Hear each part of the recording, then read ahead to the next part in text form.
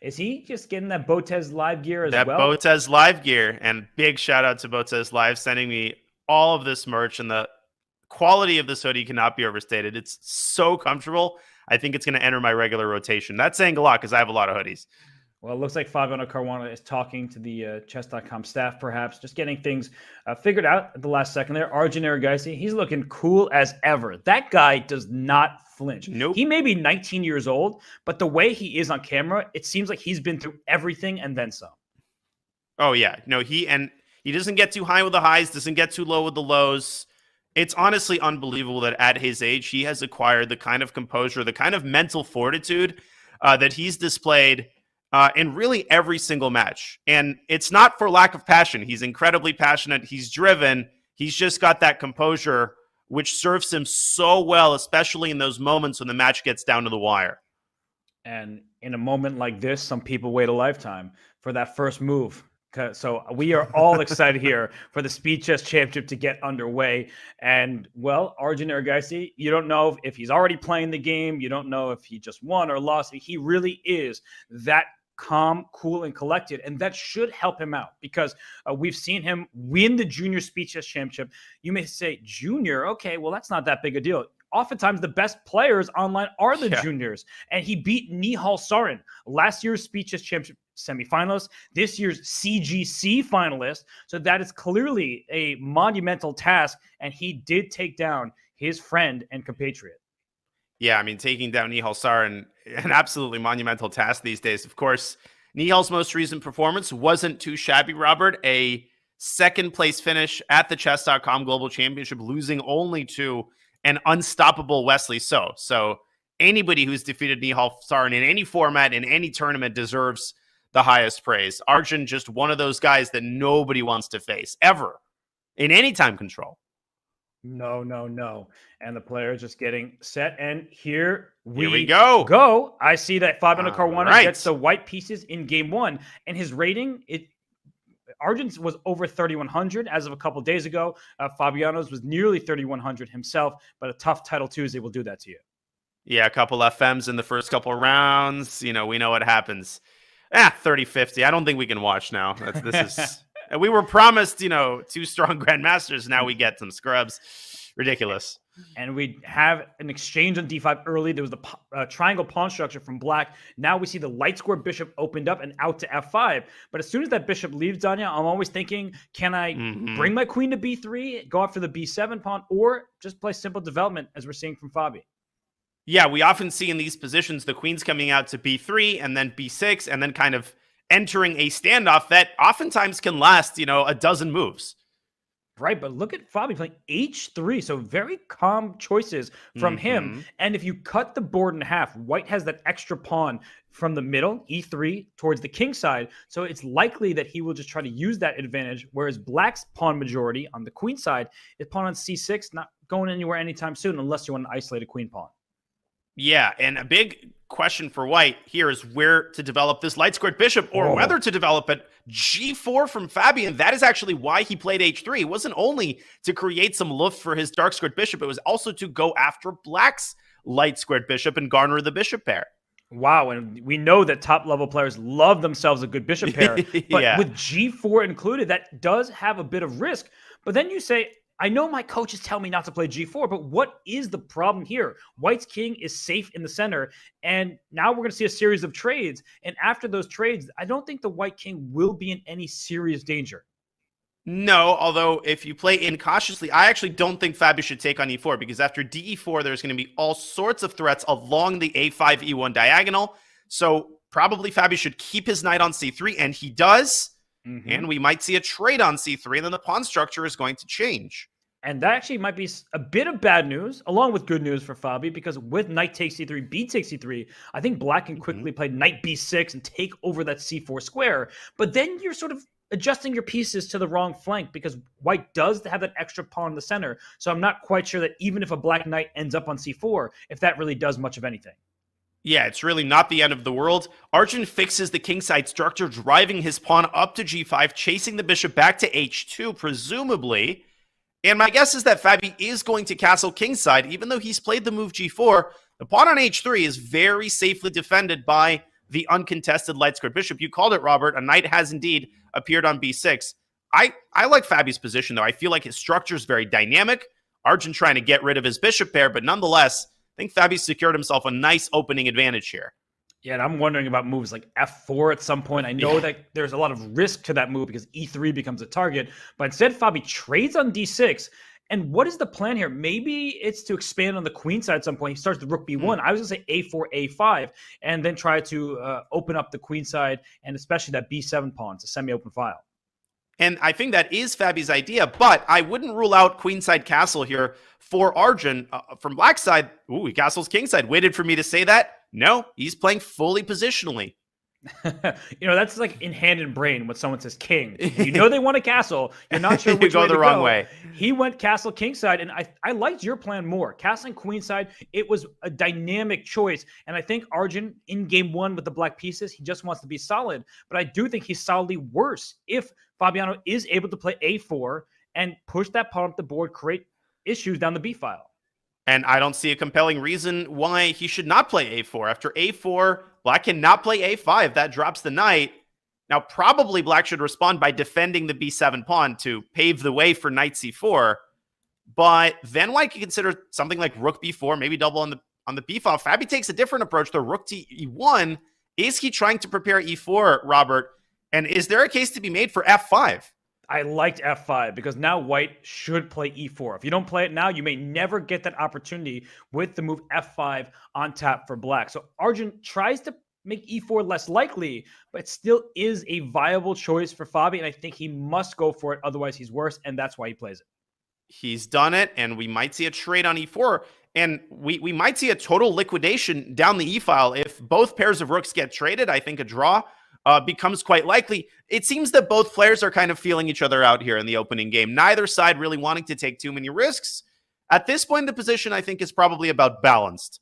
Yeah, and there are some dynamics here that you have to account for. That white's pawn structure with the isolated a pawn, that could become a target. For example, queen a3 in the near future hits a2 and c3. The good news is that queen can always slide back to c2 for white. But the point is that there are some things that white needs to be concerned about. And then black has his pawn on g5 that sticks out like a sore thumb. The knight on b6 can't move because it's sort of pinned down to the b7 pawn. So both sides have their pluses and minuses. Yeah, they most certainly do. And there's also kind of a low-key battle going on for control over the e-file. Currently, white holds the e-file, but it's not the end of the world. There are no real infiltration squares. But with his last move, queen d6 to d8, if given the opportunity, Arjun's going to slide his rook over to e8. But if Fabi moves his rook from b1 to e1, Robert, the downside of that is that the knight is free to roam about the cabin. And the last thing you want is to let the knight stick itself on f4. That's correct. So that's why if it's queen d3, he gets off the e-file. Rook e8 is still possible, but maybe Fabi plays c4. We keep talking about kicking that knight out of b6. c4 followed by c5 is another option, and I actually like the look of c4 right now. And I think Arjun is going to respond by sliding his rook over to d8 and hitting that newly weakened pawn on d4. Nonetheless, I agree. I think c4 is the most ambitious approach, and it's on the board. Okay, and rook d8. So white can play c5. There is no queen takes c5 tactics in that position, but you give up the d5 square. So keeping the pawns, those hanging pawns where they are, is often important. You take away squares from your opponent's pieces. Yeah, this has largely been all about trying to restrict the mobility of this knight on b6, which Fabi has done a great job of, but obviously it comes at the cost of these weak pawns on d4 and c4. They're literally simultaneously a strength, and white's biggest strength, perhaps, and white's biggest weakness. Yeah, and that bishop on g2, it's kind of just waiting in the wings there. At some point, you can consider the move d5, especially if the knight moves from b6. But the problem is, to move that knight from b6, you might have to play c5, and then you lose control of the d5 square. So they're jostling for control over the center, and rook d7, giving another defender to the b7 pawn. And here, queen to f6, go right after the d4 pawn. What is Fabi's idea? Yeah, how is Fabi planning to defend that pawn? Instead, Arjun moves the queen back to d8, allowing the rook to slide into e4. But Robert, if the queen were on f6, I think black would have had the additional resource c5, and white would have landed in a lot of trouble. Queen d8 might have been a little bit too conservative on Arjun's part. Yeah, maybe queen f6. He didn't like a rook to e5, defending the pawn by blocking the Mm. queen's diagonal. So there were some tricks there, but right now he reroutes the knight at long last. My coach, Yeah. Mirancher, always taught me knights on b3, g3, b6, and g6 were the worst placed pieces because they often stay there for like the rest of the game. So here, the knight has rerouted c8. Knight d6 is an option, but after rook e5, I don't think you could take on c4 because of rook e8 check. So the knight is frozen on d6. I'll quickly show this on the analysis board. Knight takes c4, rook e8 check, and you might say, hey, white's queen is hanging as well. But after rook takes d8, knight takes c3, the rook on d7 is also hanging, and white wins the game. And because of this line, Arjun starts by preemptively, prophylactically moving his king up to g7. Obviously, knight takes c4 is now a huge threat. Fabi has many ways to defend that pawn, though. Robert, he can move his queen back. He can move his bishop back. Queen e2 is on the board.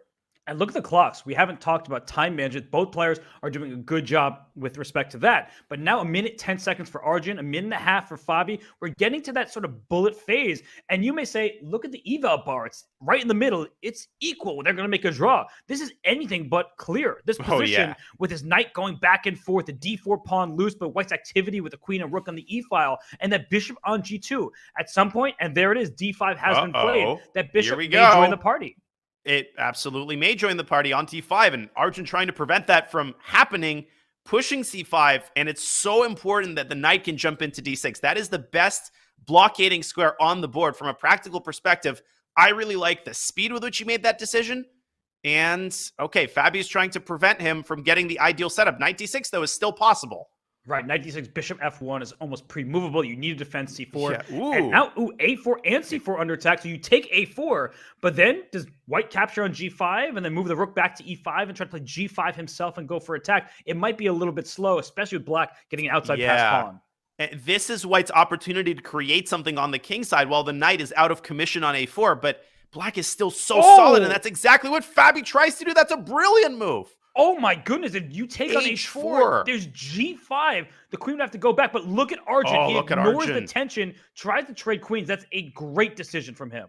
Fantastic decision with 40 seconds left. Now the queens are going to get traded, and it's hard to evaluate that resulting position. White's got that monster pawn on d5, but no, Arjun takes the pawn on g4. We might still see a queen trade if Fabi covers with his queen, but I think Fabi's going to try to keep the queens on the board and get his rook to e8, paving the way for potentially a mating net. Although if king h2, if you try to avoid things, rook d8 to h8 is almost mate. So he plays bishop g2. He gives up the c4 pawn. The pawn count is not important. You just mentioned the king on g7 is quite vulnerable. So queen h3 is in the air, but not right now because the e5 rook is hanging. I thought Arjun could have maybe tried to force a perpetual with the check on d1. Instead, he's trying to force a queen trade. Fabi could decline that trade with queen g3, Robert. But look at the clock. He's now down to about 15 seconds. And he plays rook e8. He gives the queen trade. And is his idea just, he takes the pawn. He wants to throw that pawn up the board. e4, e5, e6 happens faster than you think. And he wants to combine that with a move bishop h3, dislodging the black rook from d7. But is that going to be fast enough? Arjun is going a hunting for some of white's pawns. And here goes the a pawn.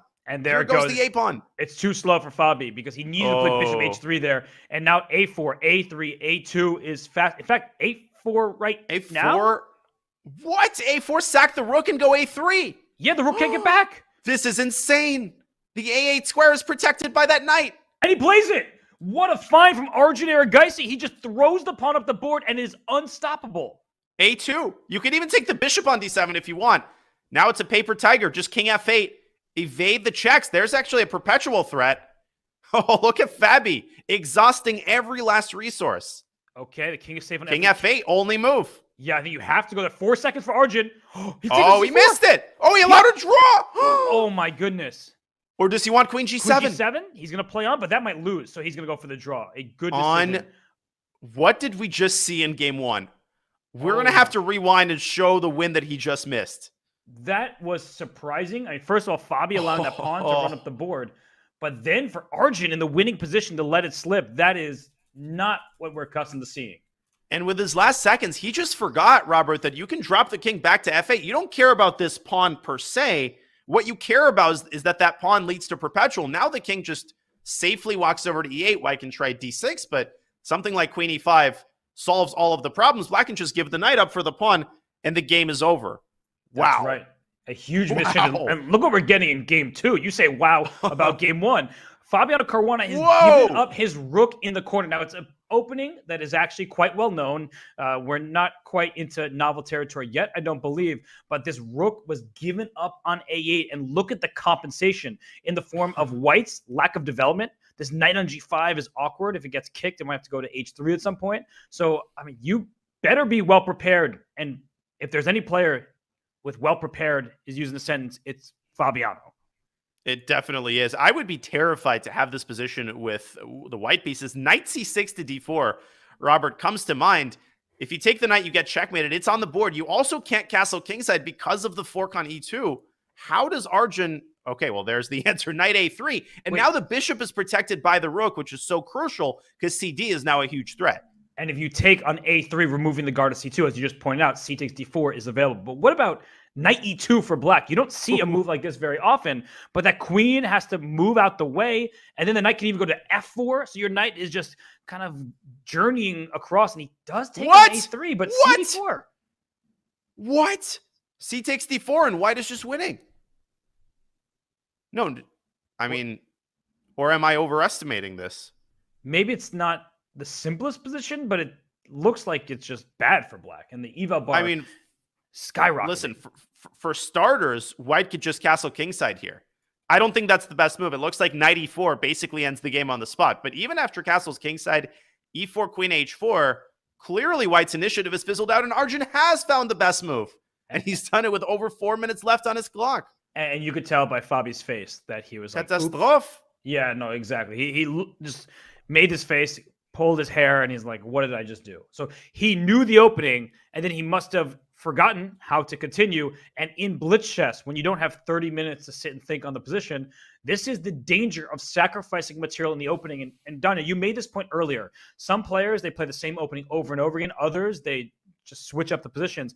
I think that Fabiano, at the halftime break in this time control, he'll probably go and study it. But I would not repeat that until I've had a solid look at the line. Oh, without question. And this is a total catastrophe. And the game is just over because after knight takes e4, queen takes g1, and Fabi might resign here. And now, remember, the white is up in exchange and a pawn. You're going to drop another pawn on g7. At this point, there's no compensation. And Arjun wins game 2 in 15 moves.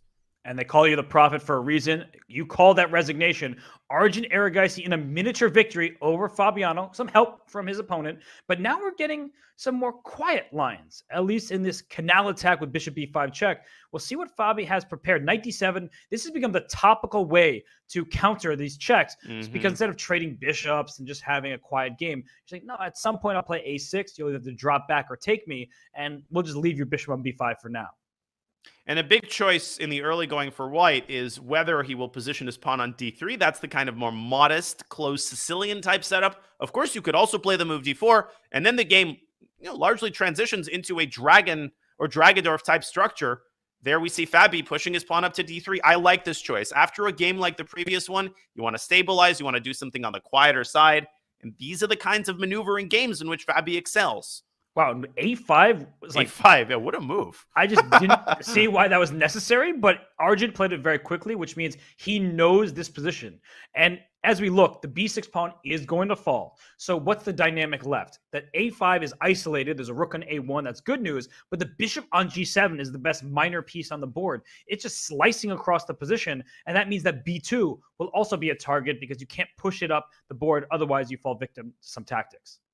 Yeah, the queenside pawn structure is kind of reminiscent of a Benko gambit. Obviously, black has not sacrificed a pawn. So you have a clear upside and downside. The pawn on a5, it's a weakness, but it could also turn into a strength later down the road, especially in conjunction with that g7 bishop. You can think about like knight c7 and a4, a3. a4 is on the board, but Robert, he's allowed white to root out the dark squared bishop with the bishop h6. Was that necessary? Great choice by Fabiano. That's what I'm going to say. Just looking at the way this game has gone, the compact nature of the position, no tactics, no misses available for him. He's in a position where if he plays normal chess, it's going to be hard for Arjun to defend the whole time. But if Arjun does defend, well, he'll make a draw.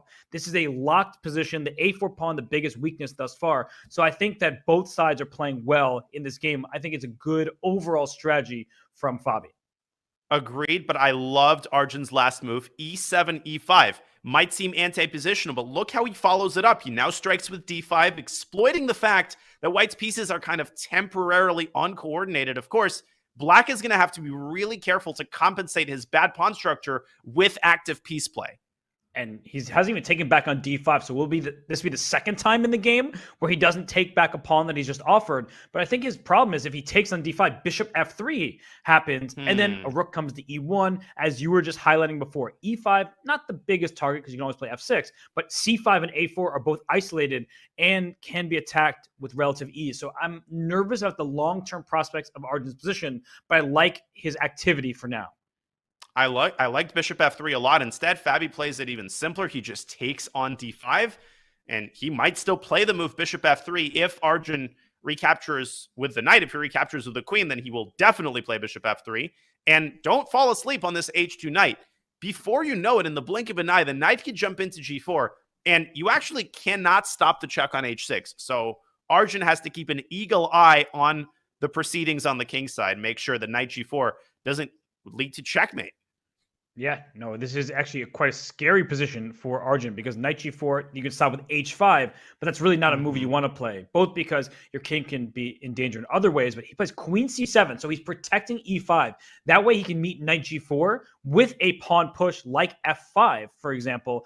Sometimes the best way to defend your king is actually by striking towards the center and expanding your position. So the e5 pawn is under control, and now he needs to keep that pawn under control because knight g4 is a big threat. It's a huge threat. Queen h6, knight takes e5, so Arjun could bring his own rook to e8. But one thing that could happen, Robert, if he does that after rook e8, white could very seriously consider something like bishop takes d5 and only now knight g4. And the point is that after f5, queen h6 check, black basically loses the game because the knight is jumping into f6 with devastating effect. So instead, Arjun making a more solid move. He plays f7, f6, trying to permanently defend the c5 pawn to take this headache off of his mind.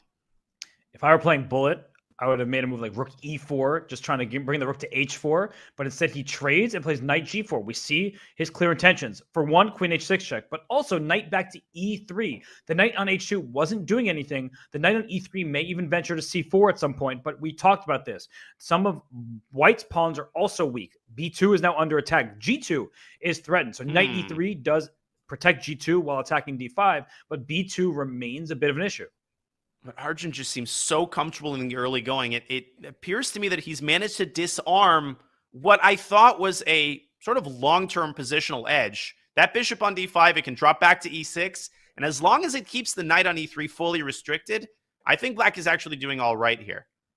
For sure. No, this actually looks very pleasant. I like to say a pawn 3 squares away from a knight dominates the knight. A bishop does even better because it takes away f5, g4, d5, and c4 from where that knight can go.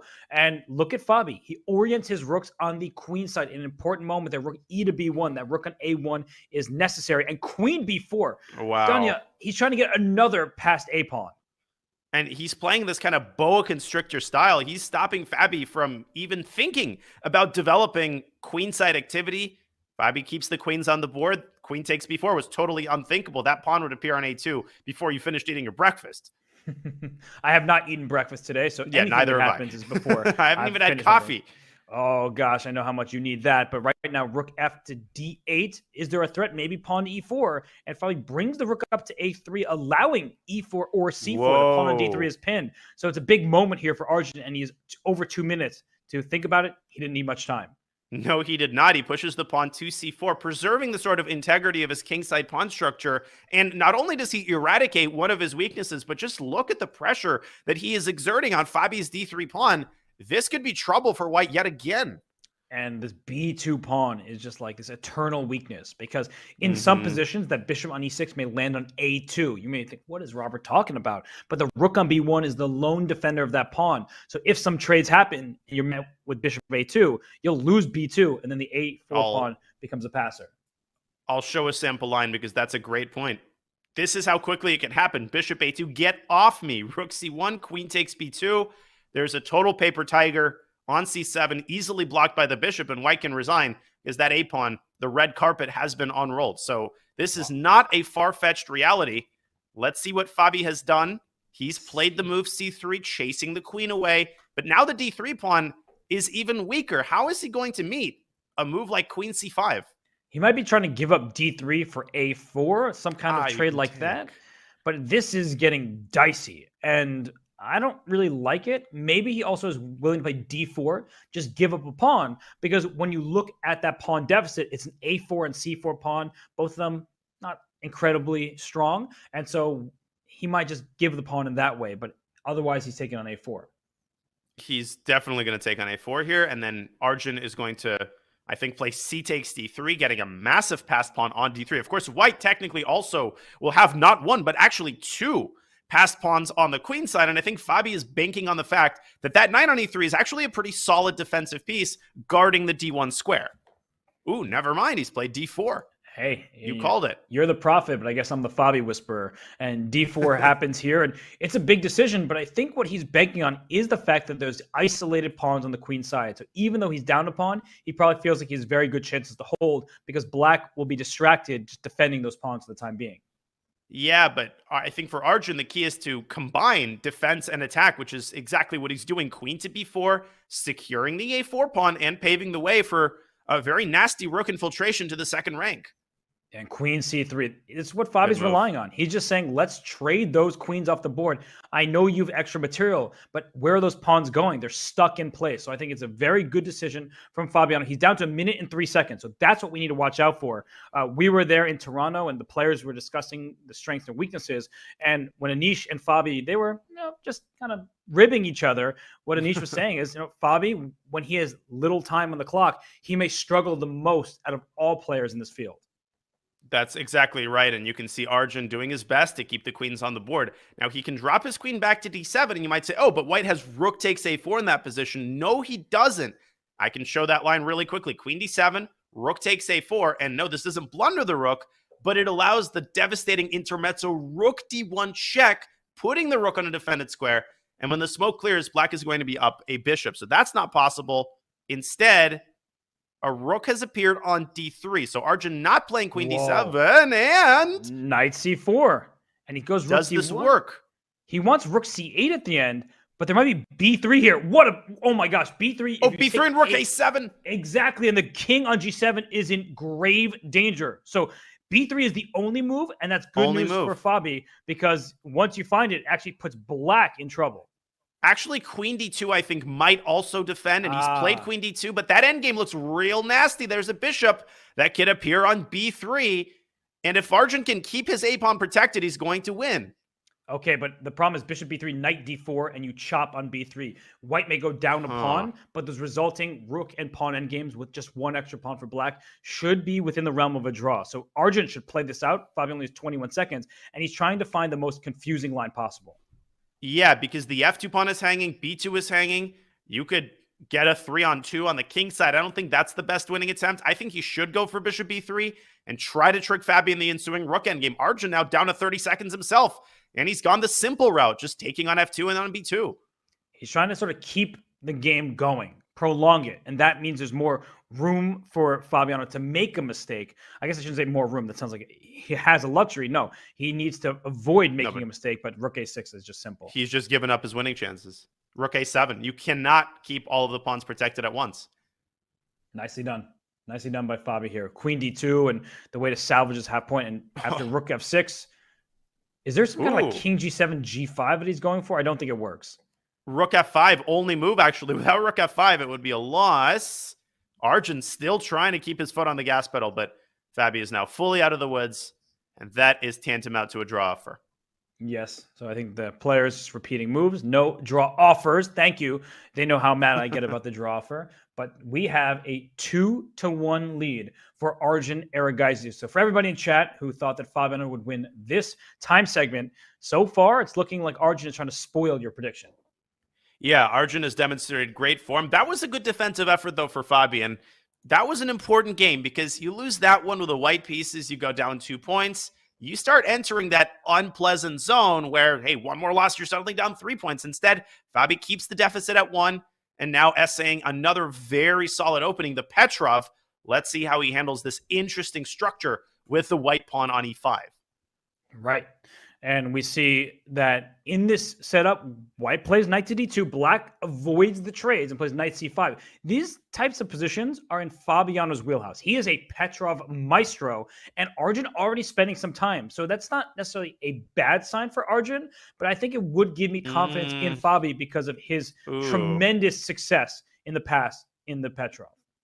I might be influenced by the eval bar, but I strongly dislike the way that Arjun has handled the opening. First of all, d takes e5 is obviously a relatively rare sideline, but it's been a frequent guest at the top level recently. But what I don't like is that he's given up his light squared bishop. He's now saddled with weaknesses in the center. This is like an ideal like Caro-Kann type of setup with the black light squared bishop on a perfect square. And knight b4 could come to mind, maybe even f6 to open up the center. Am I overestimating this? No, knight b4 looks really tempting. I guess white has this move, rook e2, just to cover the fork on the c2 square. But Fabi sees something he likes. C5. Maybe he'll play c5. I love it. Normally, we say, oh, isolated queen pawn, that doesn't look great. But white is kind of discombobulated. Black has the two bishops. In particular, this light square bishop on g6 is a menace. And if you think you're just playing a3 and all is over, no, black can even put that knight on d3 if he wants. Yeah, I mean, a3... knight d3, and then maybe securing the knight with c4. Arjun has to be very careful these next couple of moves. This could get out of control really easily if Arjun doesn't handle this with the utmost caution. Right, dc5, bishop c5, that just brings another piece into the attack. If you don't take, maybe black will play c4 and dig that d3 square for his pieces. I mean, this just feels like a rough moment for Arjun. The good news is it's the longest time control. He can use some time here to figure out what to do, and he plays a3. Okay, he plays a3, and the big question now for Fabi is whether he should leap into d3 or drop the knight back to c6, which is not just a passive move. Knight c6 applies pressure on d4, and I would say virtually forces white to settle matters in the center with d takes c5. What do you think he's going to do? I would go knight d3 for sure, but that means Fabi's probably going to play knight c6 because knight d3. But you're the Fabi whisperer. Have some faith. Only on occasion. And I feel like knight d3 is the move that everyone wants to play. It's aggressive, but it might not actually be best. Sometimes we are lured into an idea that is just a one-move threat, and he does play knight c6. And that actually is a sign of, look at this. He doesn't even take back on c5. He plays d4. He wants d3. He'll take back on c5 next. Or if white plays b4, as he just did, he can also play a5. He can strike on all sides. He most certainly can. That bishop on g6 is such a beast. It's sort of an extension of the pawn on d3. And if you're Arjun, well, first of all, you have to decide where you're putting the rook. e1, d2, e3, all of those moves are possible. Obviously, in an ideal world, Arjun would try to surround and win the d3 pawn. But Robert, even if he wins the d3 pawn, that doesn't signal an end to black's piece activity. In fact, that might just be the beginning with the d file getting opened. Yeah, this bishop on g6 is untouchable. So you could surround it, but it will take all of your pieces just to attack it. And right now, black's next move is a5. You don't want to push b5 if you're white, because then c5 will drop. You've just carved out the d4 square for a knight trade if you're Fabi. Queen can just go up to d5. I really like that square. Bring a rook to d8, get behind your passed pawn. So I feel like I'm looking at like 6 different options for black, and every single move is difficult for white. It's a concept we talk about a lot, Danya, where one player, just practically speaking, has an easier time. Yeah, I think in a 3-minute game, this would virtually be over. As it stands, Arjun's still with 2.5 minutes to handle this defensive task. He moves his rook back to e1. There's your move, queen d5. And the speed with which Fabi plays just indicates how practically easy this type of position is to handle with black. But the position is not going to win itself, Robert. And I think what Arjun is saying is, hey, I'm going to get my pieces out. Everything is solid for the time being. Maybe it's time to strike at the queen side with a5 and create new weaknesses if you're Fabi. Right. No, I like that plan. And there's a moment for white to play e6. Like if you're not careful for Fabi and that move gets flicked in, the bishop on b2 is going to make its presence felt. So for now, Arjun is keeping everything together. There could be a queen b3 at some moment. B6 is also possible here because you can't take on b6. You lose b4. So I feel like maybe I overestimated Fabi's chances, and Arjun is just playing the perfect responses. He is up a pawn after all, so even if it costs him a pawn somewhere down the line here, then it's just even material. He's doing the whole ice water in his veins thing again. He took a little bit of time. He sort of readjusted himself, and he's keeping the position together. I think after bishop to c3, I'm not exactly sure how Fabi's going to follow this up. Instead, Arjun goes aggressive with h4. Wow, that is a big decision from Arjun because he's trying to trap the bishop on g6. But if black plays h5, then that pawn on h4 actually can become a long-term weakness. That pawn can be attacked. There's already a bishop on e7. So I like the aggression, and he also creates luft for his king, but that can be picked off later in the game. That's a great point. It's hard to say who this favors in the long run. Instead, Fabi goes h6, allowing Arjun to drive that pawn down to h5. Not sure I love that decision. And now I think bishop c3 is going to follow. You got to keep this pawn on b4 protected at all costs. And I'm really tempted by the move e6 as well. Oh, I don't know if it's good right now. It doesn't really carry a threat. He plays your decision, bishop c3. So Fabian up a little bit of time, but I do believe that Arjun has played masterfully here. h4, h5, just driving the pawn forward. Now, black is the one with back rank problems. There's no escape on h7 because the bishop is where the king eventually was going to go. Yeah, and let's not forget that Fabi is down a pawn. So with every heavy piece that disappears off the board, the significance of white's material advantage only grows. 94, 96, a potential idea. Suddenly that bishop on h7 not looking quite like the beast that it was a couple moves ago. No, but a rook does belong behind a pass pawn. Knight e4 to d6 is an option, but it could be like a rook takes a1, and then white's pieces get scattered because you would like to take back on a1 with a rook, but the e4 knight would be loose. So you just need to figure out how this works. You don't want to take on a8, then you give up the a file to black. So it's not an easy choice, and Arjun down to under a minute and about 35 seconds. Yeah, that's the problem with these types of positions. You might look at the eval bar and say, hey, white's better. Well, maybe technically white is better, but the nature of the position remains the same, and it's still very, very hard to handle. So easy to make a mistake, accidentally give up the A file. I'm tempted by the move rook A to B1. Maybe you can try to put the rook on B2, but Arjun, he slides the other rook over to C1. So he is, Robert, adopting a defensive posture here, trying to make sure that everything is defended 7 times over. And he didn't want to allow queen c2 at any moment because, of course, you don't want to trade on c2. Good point. Give black this more advanced pass pawn. So rook c1 frees up the queen, and I like that move. So what's Fabi's idea here? He can trade rooks, but that just helps white, it feels. Maybe he can – I said maybe, and I didn't have a thought after it. Listen, Fabi made all of the typical improving moves. He played queen d5, he played rook d8, but eventually your pool of these types of moves is going to get exhausted. And it's just been exhausted. Suddenly, the time situation is starting to equalize. And soon, we might be saying that black's position is actually the harder position to play here. I think that knight on c6 needs to be improved. So I'm actually looking at the move knight a7 to go to b5. It looks ridiculous, but I want that knight on a better square. Instead, Fabi trades rooks and plays queen c4. So where is that queen going? Is it going to g4 at some point? I'm not really sure. Maybe. But white also has a difficult move to make. It most certainly does. And you mentioned improving the knight. Maybe white can try to improve the g3 knight and reroute it over to e3. Still, I'm not exactly sure what the final destination is. I'm also thinking about, I was thinking about rook e1, but again, the last thing you want to do is give up control of the a file. So I think Arjun, he's going to keep his rook on a1. No, he's not. He's going to play rook b1. Not sure I like that move, though. And knight a7. Here comes that rerouting. The knight is going to go to b5. Look at the light switch. e6 by Arjun. At last, he's played the move. He's opened the bishop. And I think he's done it at a pretty good time, all things considered. Right, because if queen e6, rook e1, the bishop on e7 is a bit loose, so the queen would have to go to d7, the knight e5 with tempo. So the knight on c6 was guarding the bishop on e7, and that's why in chess, every little detail is relevant. So is Fabi going to take with the pawn on e6? He does, in fact, do that, but that's quite risky for his king safety. Yeah, and now that pawn on h5 is really sitting pretty, clamping down on the king side. Just the presence of mind, Robert, to play e6 instantly. But is that going to solve all of white's problems? The knight has jumped into b5. Queen c2 is tempting, but there's no way in heck that white's going to trade queens there. No, and rook a8 is also tempting. Let's bring that rook to the open file. Knight c7 just to protect e6 and maybe go knight d5 and attack b4. That makes sense as well. I feel like black just has the easier next set of moves. So Arjun, he needs to prove that that pawn sacrifice just now was worth it. And he's opened up his bishop, but look at how carefully Fabi handles that position. Bishop f8, prophylaxis, protect g7. That's a good move, given that they're entering the time scramble phase. And queen d5, just bringing the queen back. I just don't see ideas for white right now. Knight d2 just blockading, and knight c2 is coming. But now you can maybe take on e6. Now that the d3 pawn is blockaded, you could actually go into the endgame. No, he keeps the queens on the board, and he prepares rook e5. Okay, big decision there. I think queen trades seem like impossible for white just because of the pass pawn on d3. The Eva bar said it was a better move, but if queen goes back to d7, bishop c3, and now what's the idea for black? I feel like white is gaining some momentum. And now bishop e7, bringing the bishop back. Queen c4, excellent move. And the e6 pawn is now under serious fire. And we have a bullet scramble. Fabi doesn't see a move here. 14 seconds. King f7. And now knight f5 is very tempting. He goes knight e4 instead.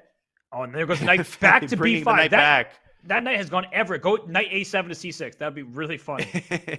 It's gone around the world in 80 days. But again, Fabi's position is now definitely the harder one to play.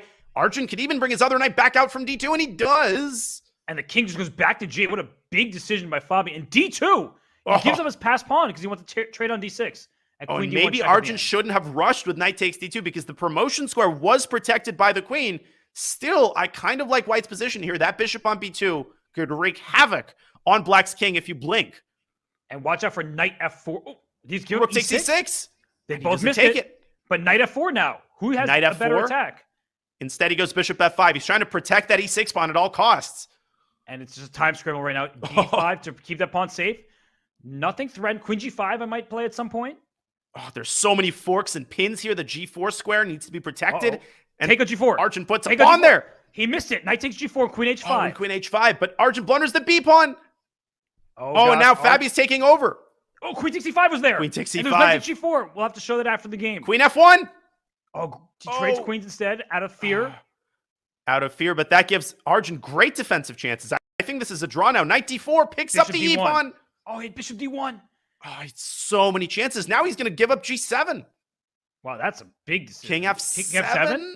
Knight c5. Okay, there was a save there. So we're just seeing a bunch of trades, opposite colored bishops. But 3 seconds per side, I think we are going to have a draw. Unbelievable. And that was a lot of missed opportunities there at the end for Fabi. But can you really blame him with 2 seconds on the clock? I can't blame him, but if you want to win the Speed Chess Championship, even a single match, you need to win games like that. Let's show that moment with queen takes e5 there. That was a big moment. Chance. And that was something he should have seen. I think that's the one thing which you can see, in the blink of an eye, and you have to see in the blink of an eye. Okay, let me pull up that game in just a moment here as we observe the start of game 4 of this exhilarating first SEC match. Okay, here we go. So that occurred right around here. Queen takes e5. Queen takes e5. And a fork on g4. And this is the kind of position that's so hard to defend in a time scramble because black can torture you forever with 2 pawns to the good. And a little bit later, Robert, he had the move queen f1, infiltrating. After rook g3, bishop e4, knight e2, I think you're basically checkmated. Yikes. Yeah, that was a big opportunity. He did only have about 5 seconds on his clock, so we understand why it happened, but you absolutely need to put those games away. And as we get into this game here, game 5 of the match, Danya, white has expanded on the king side. That looks good, but the problem is the king side is now closed. And that may not seem like a big deal, but normally when you've gained a ton of space, when you're head in development, you want to attack. And how do you attack? You make pawn breaks. Here, it's not going to be so easy for white to do that. So black is actually doing okay, despite the weird opening. I would say the black is even doing more than okay. I mean, maybe I'm jumping the gun here and being a little too pessimistic, but I really dislike the way that Fabi has handled this modern. Robert, am I missing something? It just seems like black is better. Black is better because black's next bunch of moves are also very obvious. Knight c6, and at some point you can just take on d4, put a knight on e5, and this is the issue where white's pawns on g5 and h4. You want to play f4, that makes e4 loose and the g4 square. So they're just drawbacks everywhere in white's position. That said, proving the advantage here for black, maybe not the easiest thing in the world.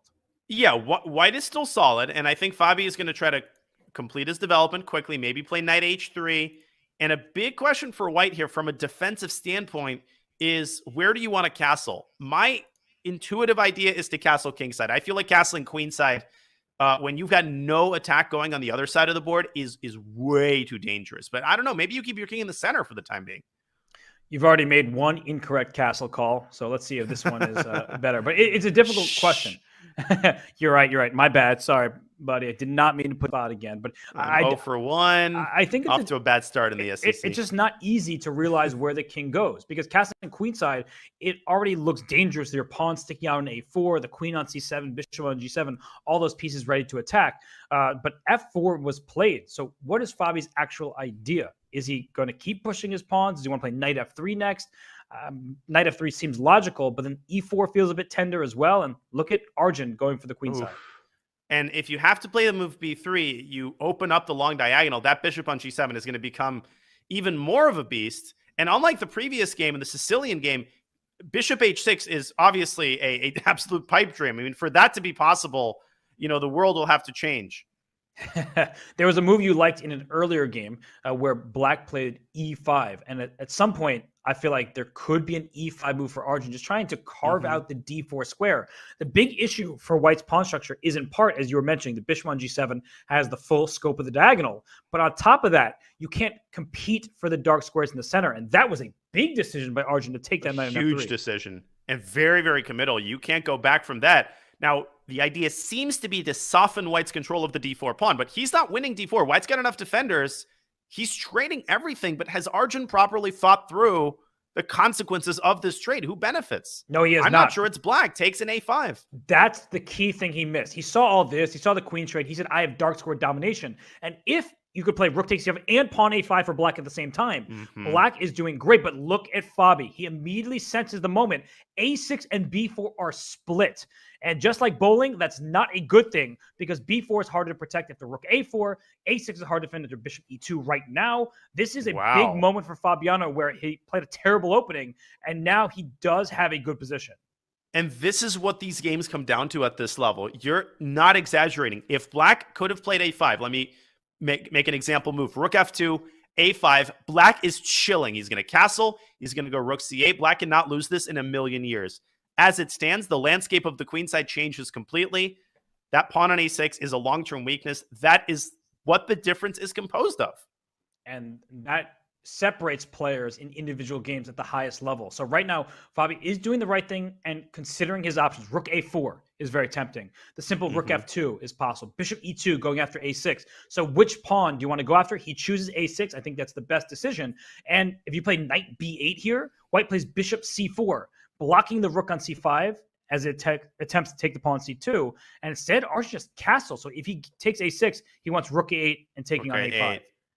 Okay, so Fabi, where is he going to put his bishop? Did Caruana maybe rush the move bishop takes A6? Maybe that was the time to play bishop C4 or rook A4 and just preserve the weakness on A6 until you found a way to secure your A5 pawn.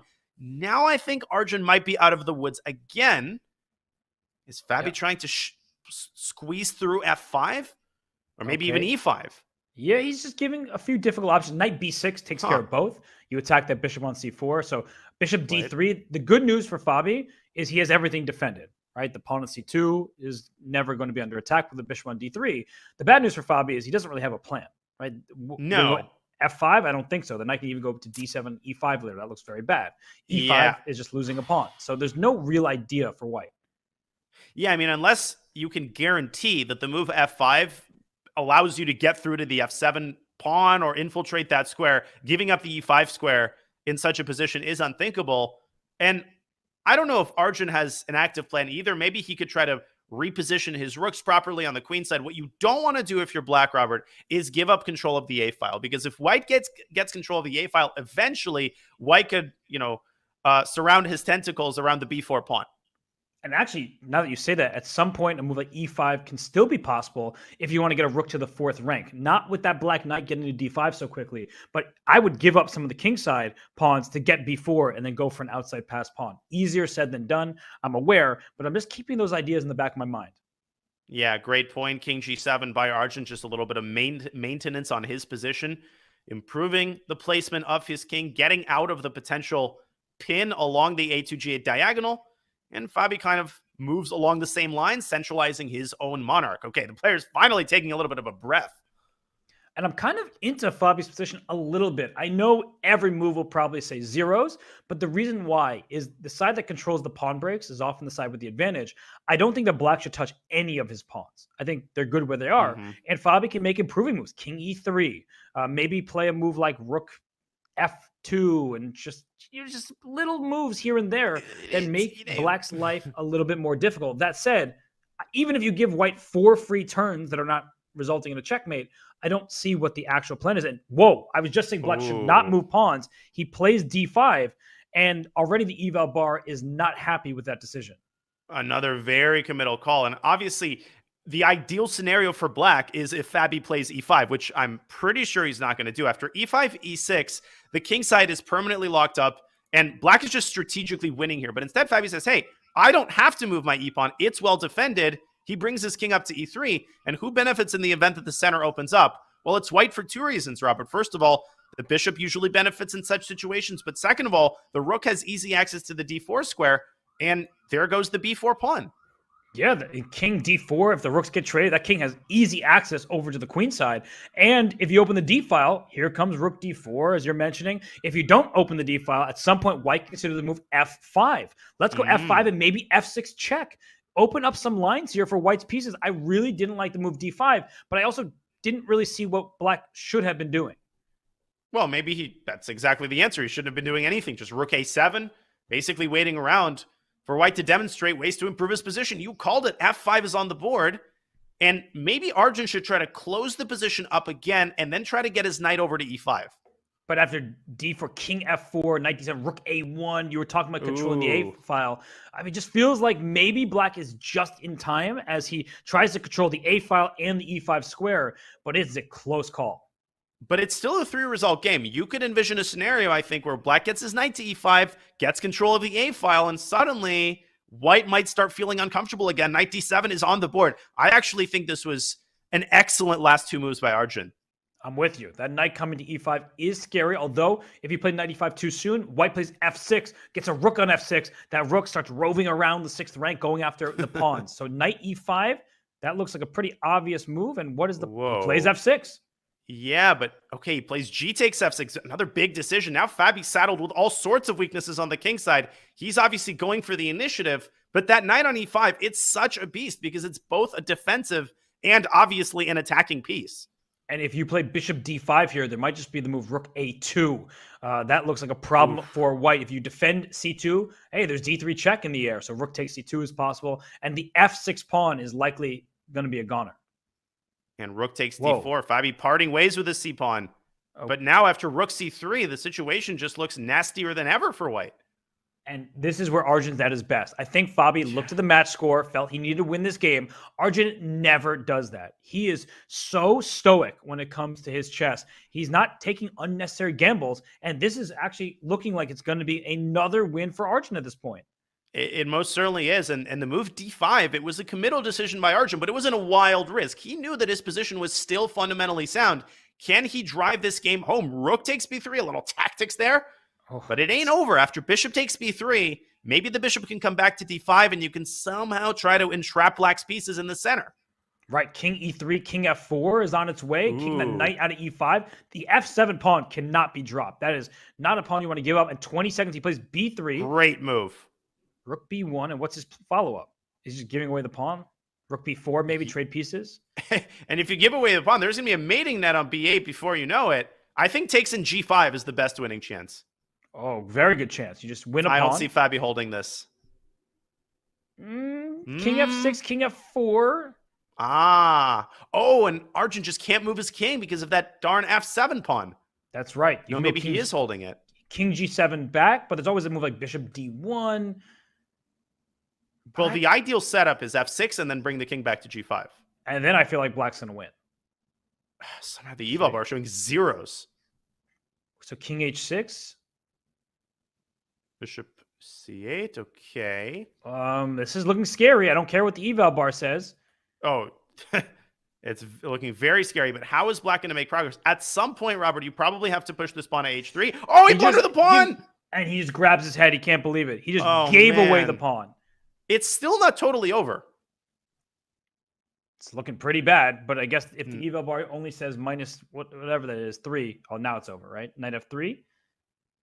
Okay, but where exactly do you get your knight to? Wait. Yet bishop takes... What? He had a move there for 1 second. Not sure what it was. Now f4 wins, f3. In come the pawns. And that, Wait, king g3 apparently was a draw. He just hasn't touched his king. King g3 still a draw. Again, he missed like 8 times. What the heck was that? Now king e1 and black wins.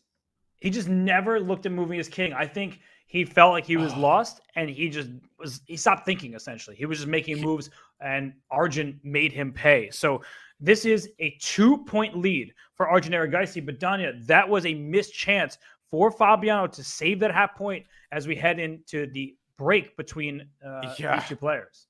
I mean, I can show this really quickly. I think he just lost hope. As a matter of fact, Robert, if we look at this coldly after king g3, it's just an insta drop. Black is in Zugzwang. Look at this position. If you move the king, you drop the f pawn. If you move the knight, you drop the h pawn. There's no way for the knight to intercept the bishop's control of f1.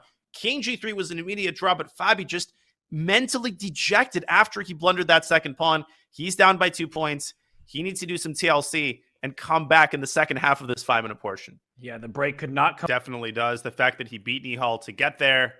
And we've seen that in the first couple of games of the match. I mean, it's gone down to a time scramble virtually every time. And it's not like Fabi is getting blown off the board. I think if you're Caruana, you don't need to make any systemic changes to the way that you're playing. Fabi's playing fine. The games are really close. He just has to be a little bit more accurate in those critical moments, a little bit better in time scrambles. That's been the difference thus far.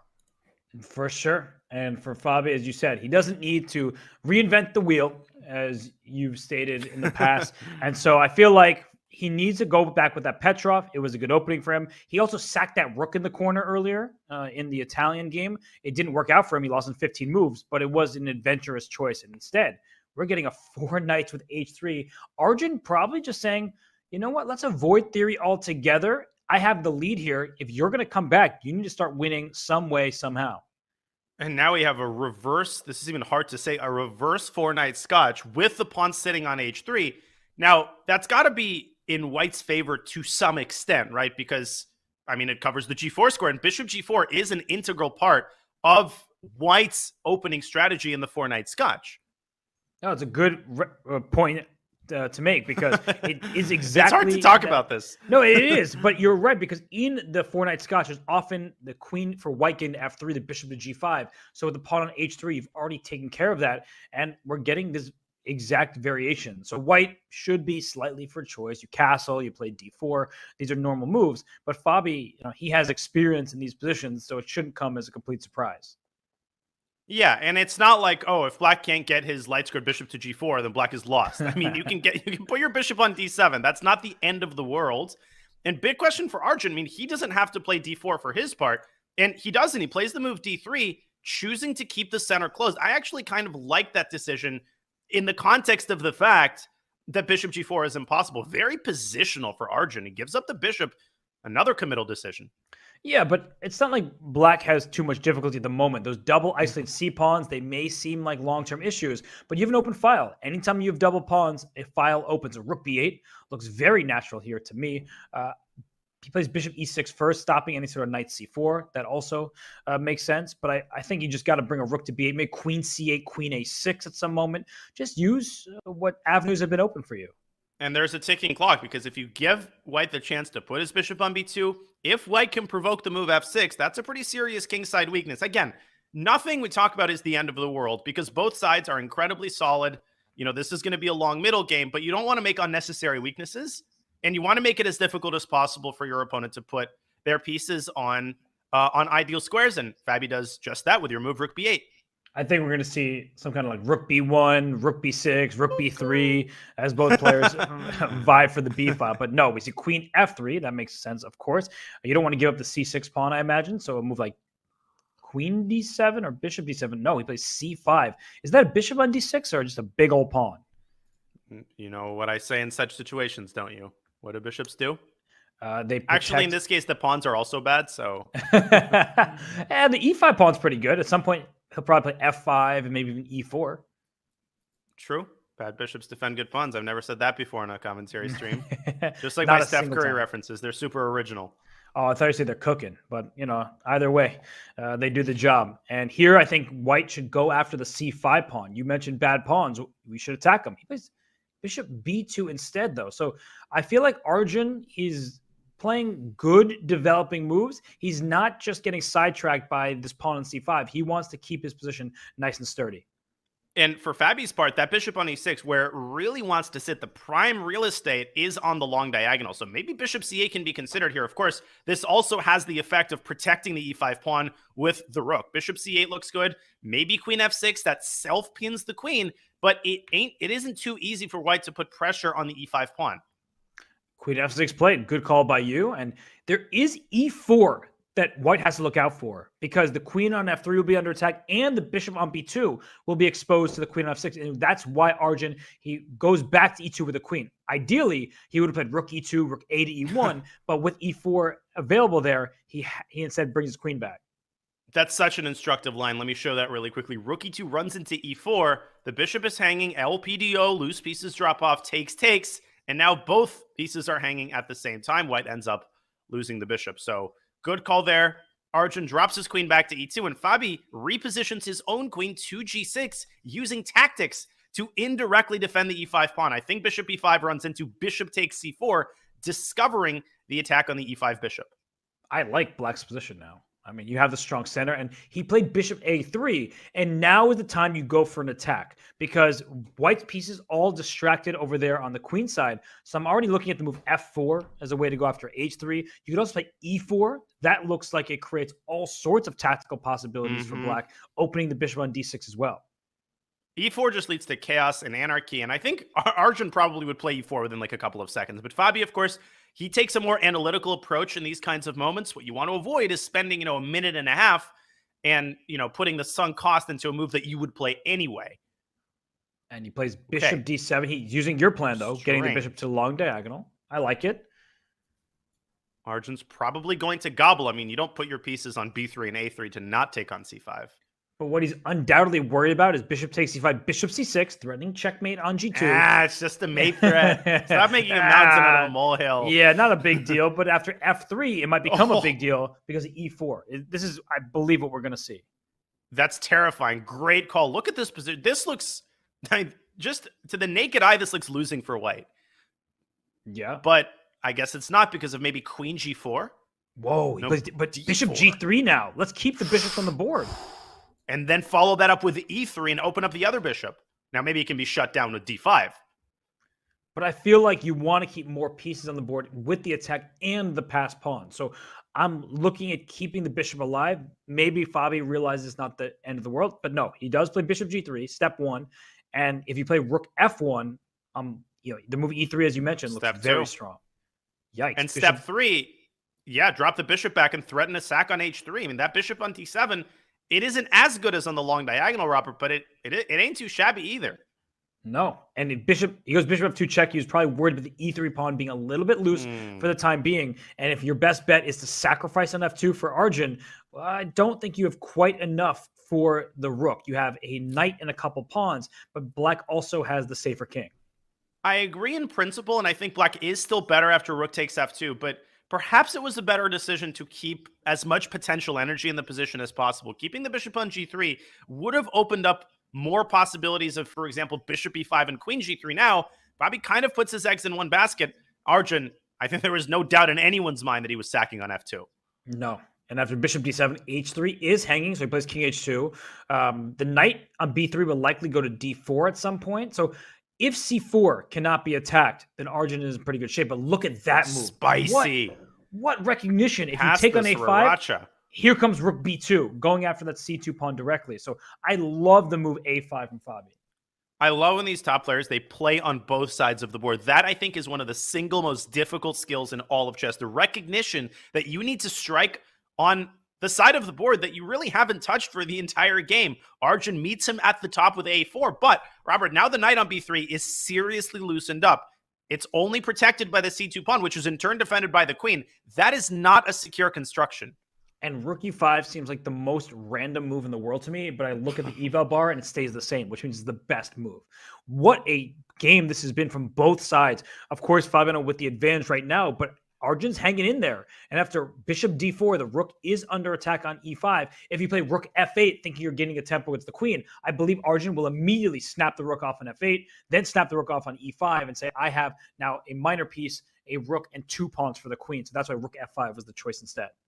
Black is better. Black is calling the shots, but this could turn really, really quickly. I mean, there is no reason that Arjun won't gobble the pawn on a5 on the next move. And don't fall asleep on the a4 pawn. I mean, that pawn will be on a7 in the blink of an eye. We've already seen Arjun use a passed a pawn, not with decisive effect because he did let the win slip, but he has shown that it's going to be difficult to counter. So I think right now, Donna, he needs to play Fabiano c6. You need to challenge White's setup, and by playing c6, you're opening the board up for the bishop on d7. Instead, he plays rook f8. The infuriating thing is that the white bishop controls the f2 square. Otherwise, the threat of rook f2 would be instantly decisive. What is Fabi's follow-up if Arjun just grabs the pawn on a5? Does he want something like rook g5, maybe rook h5 and a sack on h3? I mean, it looks terrifying for sure. I really like that rook g5 idea. And maybe queen d6 first and then rook g5, but no matter what, there is going to be a sacrifice. He does take on a5. We're about to find out. So Fabi has a chance. We see the eval bar going down, down, down. And down, down. Yeah, I feel like your rook g5 idea is there. I think first queen d6, then rook g5. The queen can come into g3. All sorts of threats available.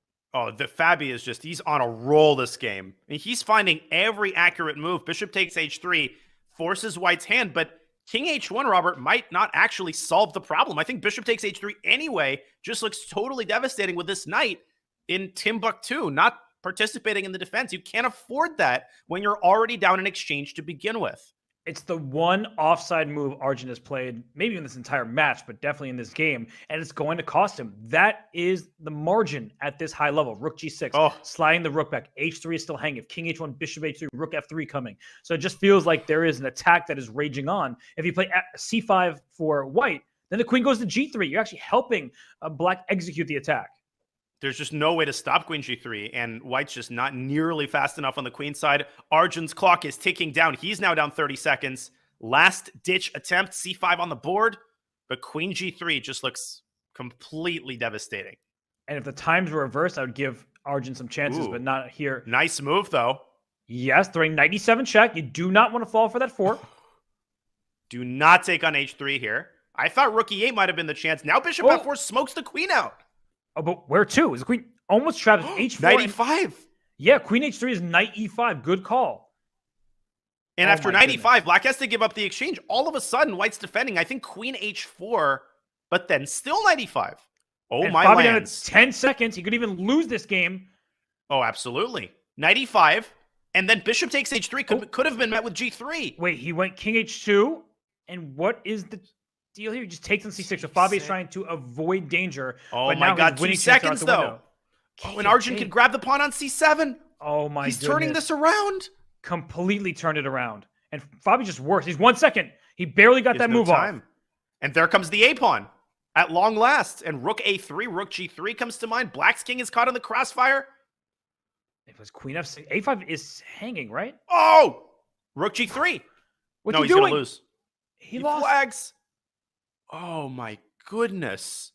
And we mentioned this earlier, but Anish Giri talked about this in Toronto. It was really a topic of conversation that when Fabi gets into real-time trouble, down to seconds, he probably has maybe the lowest floor in this event. And that's the problem, is that he had chances there, and he just collapsed because he couldn't handle the time pressure. And it's not that he's bad in time pressure. It's just that Arjun is an absolute beast. The way he produced chances there, the turning point, Robert, was when he managed to get his knight to e5. That threat really just took Fabi out of his comfort zone. He was on an absolute roll prior to that. What a heartbreaker. This is a tough pill to swallow. And now the lead, it's ballooned to 3. And wow, that's a pretty big deal. There's plenty of time. There's an eternity left in this match, but this is not going Fabi's way. It isn't, but there's nothing that can brighten your day like playing the white side of the French. And right now, a lot of extra space for Fabi. Arjun, the best news for him is he got rid of that light square bishop by trading on a6. So Fabi pushed his pawns forward, will bring his rook up to h3 at some point, try to go for rook lift. However, he's got issues, right? The c2 pawn, the a3 pawn, typical in the French. I feel like Fabi is on the verge of tilting. I was literally opening my mouth to say the same thing. I was going to say maybe I'm overly influenced by the score of the match, Robert, but it just feels like he's floundering. Feels like he's grasping at straws, tilting at windmills, no pun intended. And he needs a little nasty here. He needs to turn this around. Arjun has got an ideal win-hour setup here. Yeah, something has gone very wrong for Fabi in this match overall. And in this game, queen takes c2 is available for black, but I wouldn't go pawn grabbing just yet. The last thing you want to see for Arjun is with your king on f8 and no development of your pieces is the board to open up. So he plays knight c6. A knight takes e5 is also a threat, which is why queen f4 was played to put the queen on a defended square. That's a great move by Fabi, actually. And maybe it was worth developing the other knight first if you're Arjun. Now he grabs on c2 and he says, hey, pawn is a pawn. Show me what you got, Fabi. Wow. And I think Fabi's going to go bishop e3. Oh, so he's going to right after the c5 pawn if indeed Arjun takes back. So showing tremendous understanding are both players. I'm just very confused about what's happened here. I'm looking at knight g to e7 for Arjun just to develop my pieces. I just don't trust the king sitting there on f8. I don't want to stay there forever. Fun fact, I'm 0-3 in the French. That's my lifetime score. And one of those games was against Fabi in the 2017 U.S. Championship. I played this exact line with black, but Arjun is handling this with just a little bit more finesse than yours truly.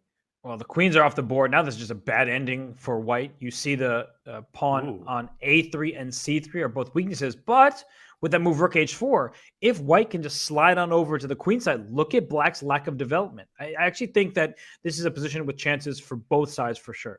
Oh, most definitely. Even with the queens off the board, you're right. Black has to find a way to untangle his king side, and Arjun playing with fire there, but also playing with tempo, getting his knight out to f6. The rook probably will shift to d4. And after knight c5, it does look like the worst is behind him. He will be exactly one move away, Robert, from fully consolidating his pieces. Right. So Fabi needs to act quickly. h5 is also hanging. So if black is not threatened in any way, knight takes h5, just scoop up a pawn. And that's the problem with white's position. Black has one weakness, the pawn on b6. And I guess let's call a second weakness with the king on f8, just in the rook's way.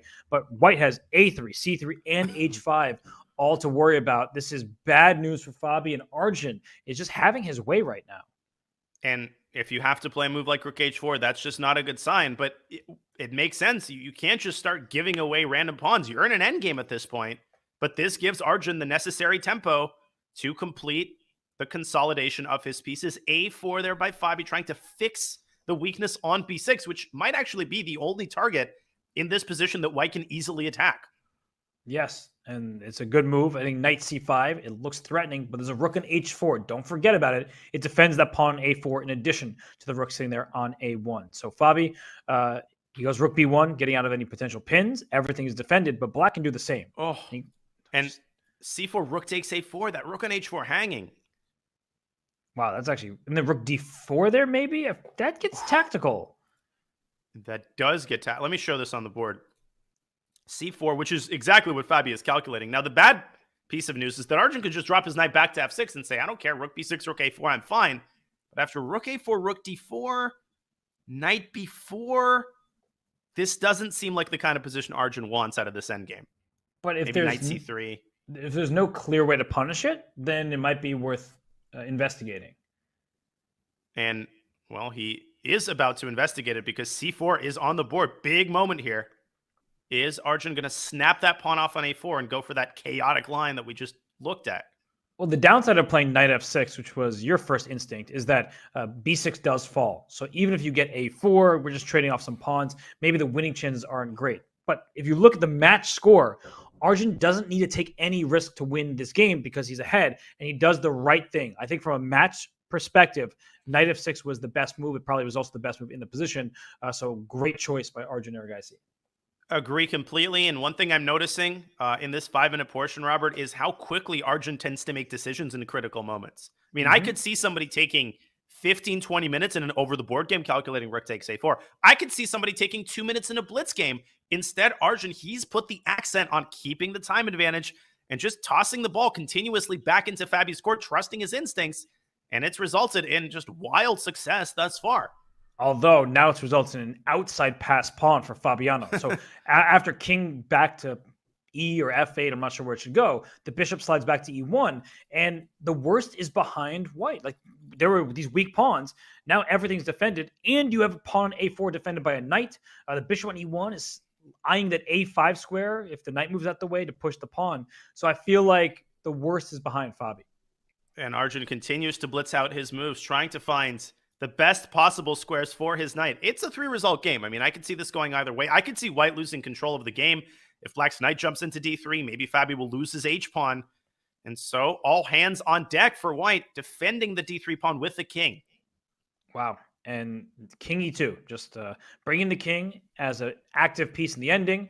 The rook on h4 can slide towards the king's queen side, at some point, like rook to b4, but h5 remains a target. So I'm not sure if you should ever move that rook, but I don't like being tethered to a pawn.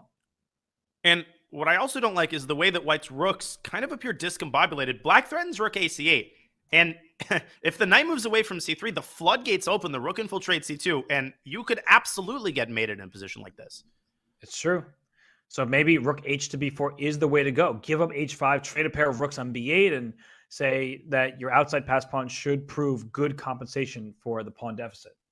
Agreed. I think rook b4 is the practical decision. And again, look at that clock. Fabi's clock creeping down to 1 minute. And all before you know it, Arjun's up 90 seconds in an ending. And look how quickly he takes on h5. Wait, there's rook b5. I saw the eval bar go up. I'm like, why would it go up? Rook b5. Rook b5 skewers the knights. Oh my gosh. It skewers the knights. And after f6, he missed it. Both players missed it. It is helpful to have the eval bar, but the knights were in the same row.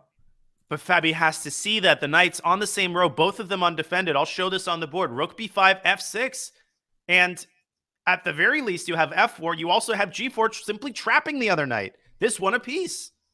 Okay, well, missed opportunity. But if we look at the game, Danya, the outside pass pawn, that is very dangerous. Now you move the knight out the way to a4, let's say. The knight's trying to come into c5. So I believe that Fabi should not really be in huge risk right now. He can also just deliver a bunch of checks if the king goes to the back rank. So I feel like he should be in good shape to hold this one despite that oversight. Agreed. It almost seems like Arjun is trying to flag him, but now the Indian Grandmaster taking his time, realizing that white is like 2 tempi away from shoving this rook off of a6, and you cannot let this pawn reach a7. Knights are notoriously bad at stopping corner passers, so, the rook is going to do the hard work here. Wow, and king d6. So f4, the knight might go back to d7, something like that, just to close off the 7th rank, but he plays knight a4. He wants bishop b4 check at some point. I'm afraid the clock is going to decide this game again. Okay, he's got to move his rook. And he's got to move, period. Maybe he'll go rook b1 just to keep the rook away from the enemy king. He does just that. Knight d5 looks pretty good. Creating a knight cover. Of course, if you're black, do not move your king back to d7. No. For obvious reasons. Rook c1 check. You want to play king d6. But then knight That's why he put the knight on d5. Whoa. Okay. Knight c3. Trade the knights. Take with the bishop for sure. And you can always take on Oh, and now e5. g7 hangs. Right. If f6, you can always take on e5, I think, and make a draw. But I don't know if Fabi's playing for more right now. I think that's the likely outcome. In f6, you're still down a minute on the clock. Maybe Arjun's going to move his knight and play for more, but no. Oh. And he does. Wow. Oh. Bishop g7. What's Fabi thinking about? Rook a5. Okay, still should be a draw. Right, he'll take on h6. I'm just worried Fabi's going to miss a fork. He's got 15 seconds. 95 knight g4 is scary. It really is. 95 is a great move right now, and it's played. Bishop e3, Good keeping move by everything Fabi. together. I think he'll play rook e1 or something very solid. White is not out of the woods, though. King c4. And e5, e4, knight e5 to f3. There are all sorts of tricks and threats that you need to watch out for.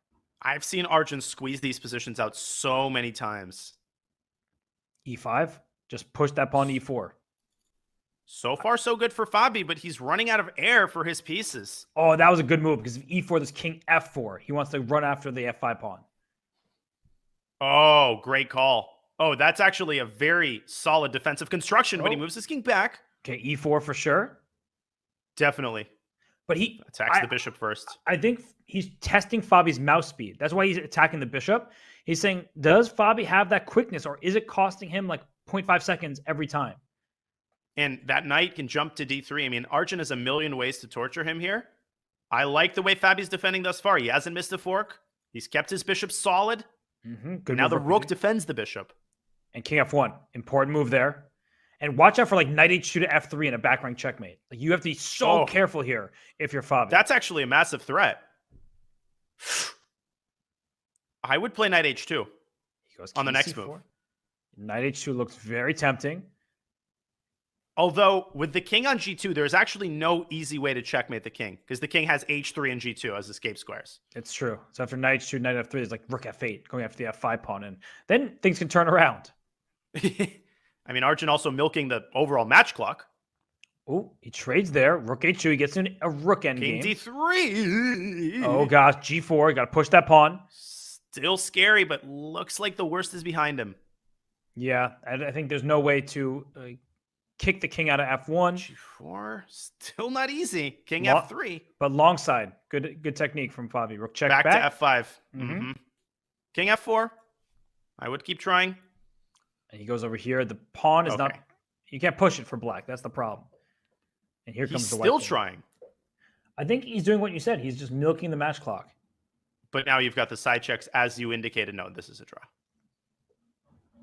I mean, every last resource exhausted. Don't go king f5 after rook a6.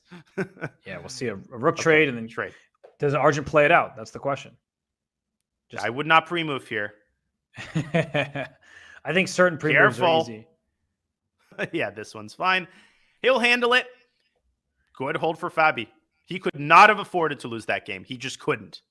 No, the tide was turning against him. And now we see in English from Arjun and a quick check on b4. Solid response. I think this is going to be Arjun's match strategy from now on. Why does he need to take any risk? He doesn't need to play openings with tactical melees. Just play solid chess. And Fabi has not proven that he can beat Arjun thus far.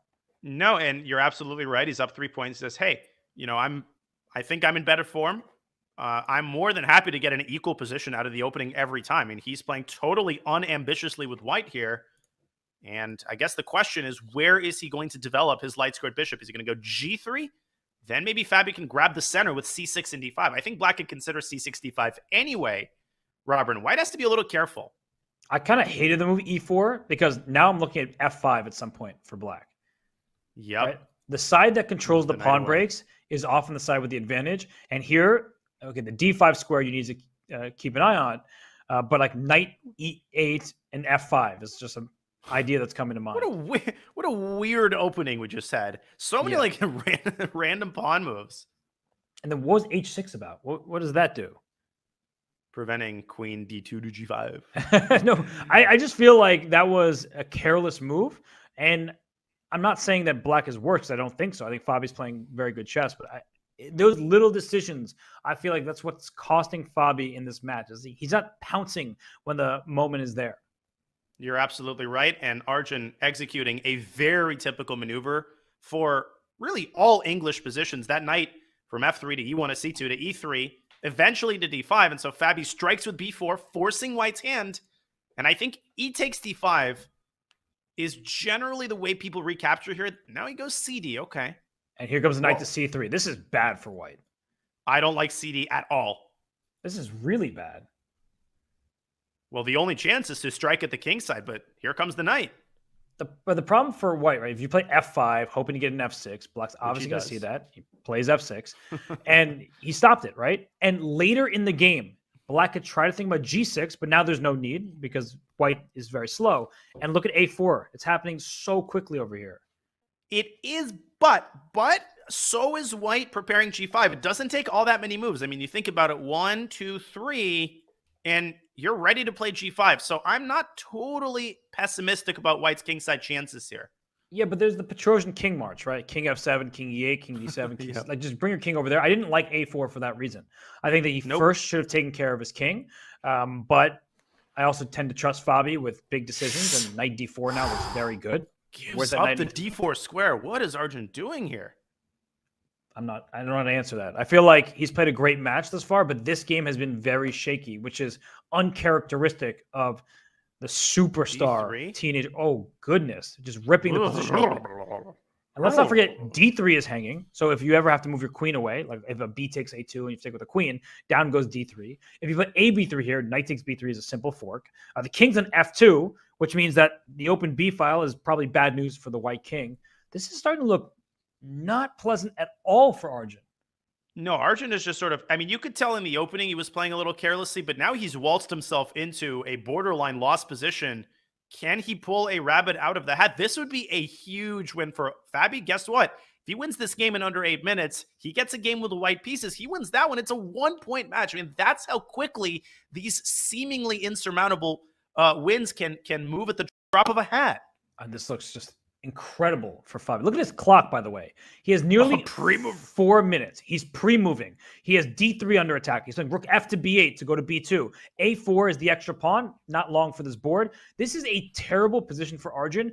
And this is why I called it uncharacteristic. We've seen throughout the match, he has played a very solid style. He has figured out when Fabi's coming for him, he's figured out a way to fend off the initial threat, and then also seized control of the game even from that point, like the game where he went knight takes a5 and it was kind of dicey for him.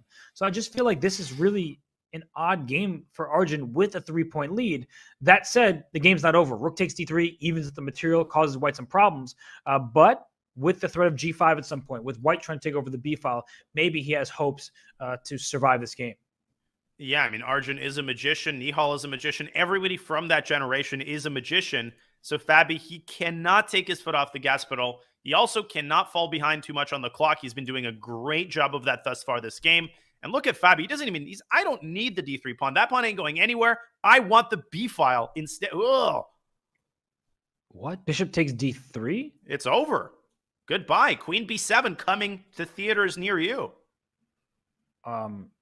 What just happened in this game? This was a horrendous game for Arjun. Queen b7, Robert, and c4, c3, you can actually resign. I'm like looking at him just to see if there's any change in body language. I can't believe it. The good news for Arjun is he simply just doesn't react. And look at Fabi. He's stretching. He's like, all right, now I'm starting to feel it. I'm getting my first dub. This is just completely hopeless at this point. Isn't knight e2 to c3 a fork at the very least? Or bishop b2, just win material. I think bishop b2 would force resignation, as would knight e2, knight c3. You win a full piece with bishop b2. I like that better. It's on the board. That's it. Wow. Unreal.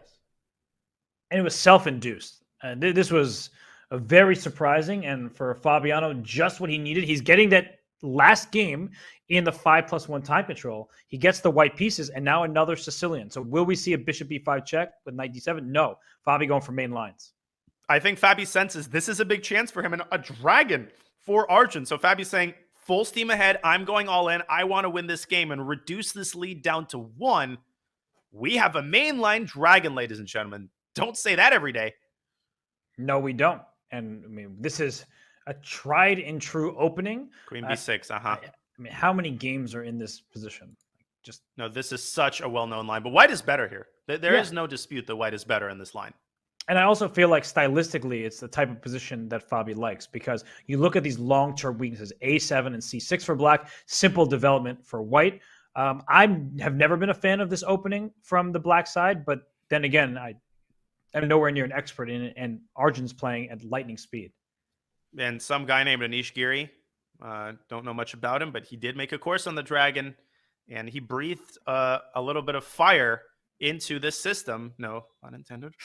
But nonetheless, I mean, fundamentally, if you look at black's queenside structure, Robert, I mean, you can try for activity. You can try for a5, a4. There's dynamic chances, but I mean, it just looks so nasty from a strategic and from a tactical standpoint. That bishop aiming at f7.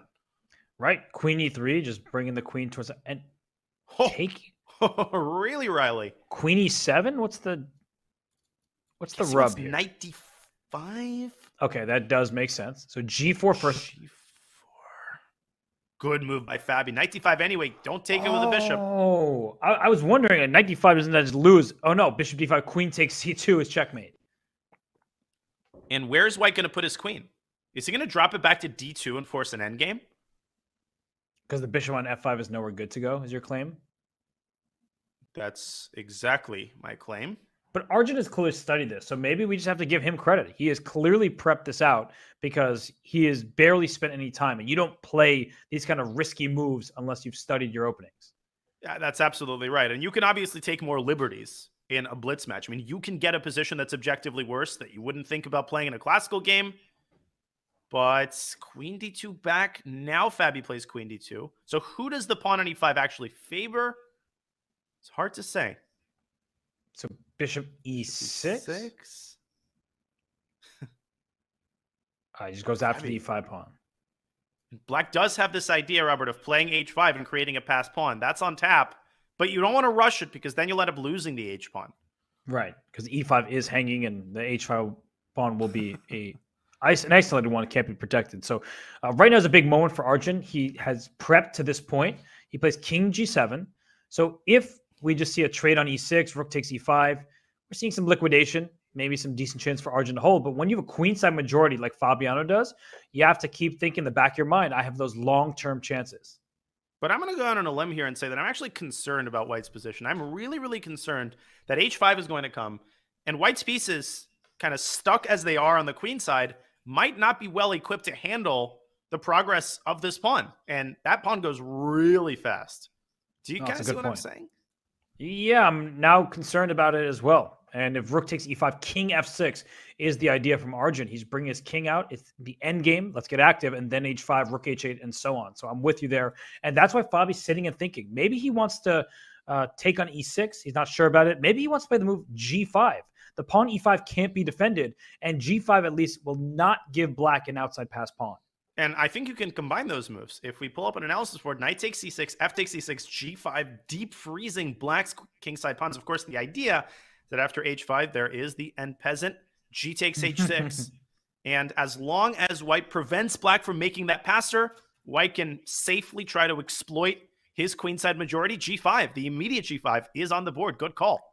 And Fabi, not afraid of that bishop remaining. Bishop f5, you can just take on d5 first, then take on e5, and black is saddled with an isolated pawns in two different places, and that's not good news. So great move, I would say, from Fabiano. And if he ends up coming back in this match, sure, the previous game was important, but that move g5, just as you were saying, you're starting to get worried about Fabiano's position. He makes his move g5, and I think both of us, don't mean to speak for you, but now we're like, wait a sec, this is starting to look very pleasant. No, it absolutely is. And this is why Fabi is so good, right? G5 is a move that you could easily glance over if you're looking at the game quickly.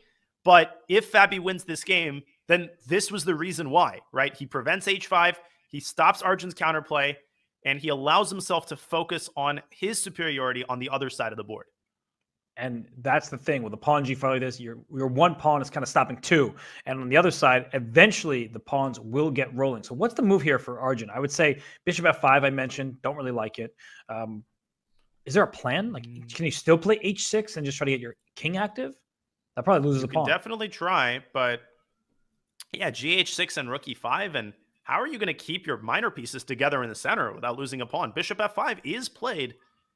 And you're exactly right. He takes d5, takes e5.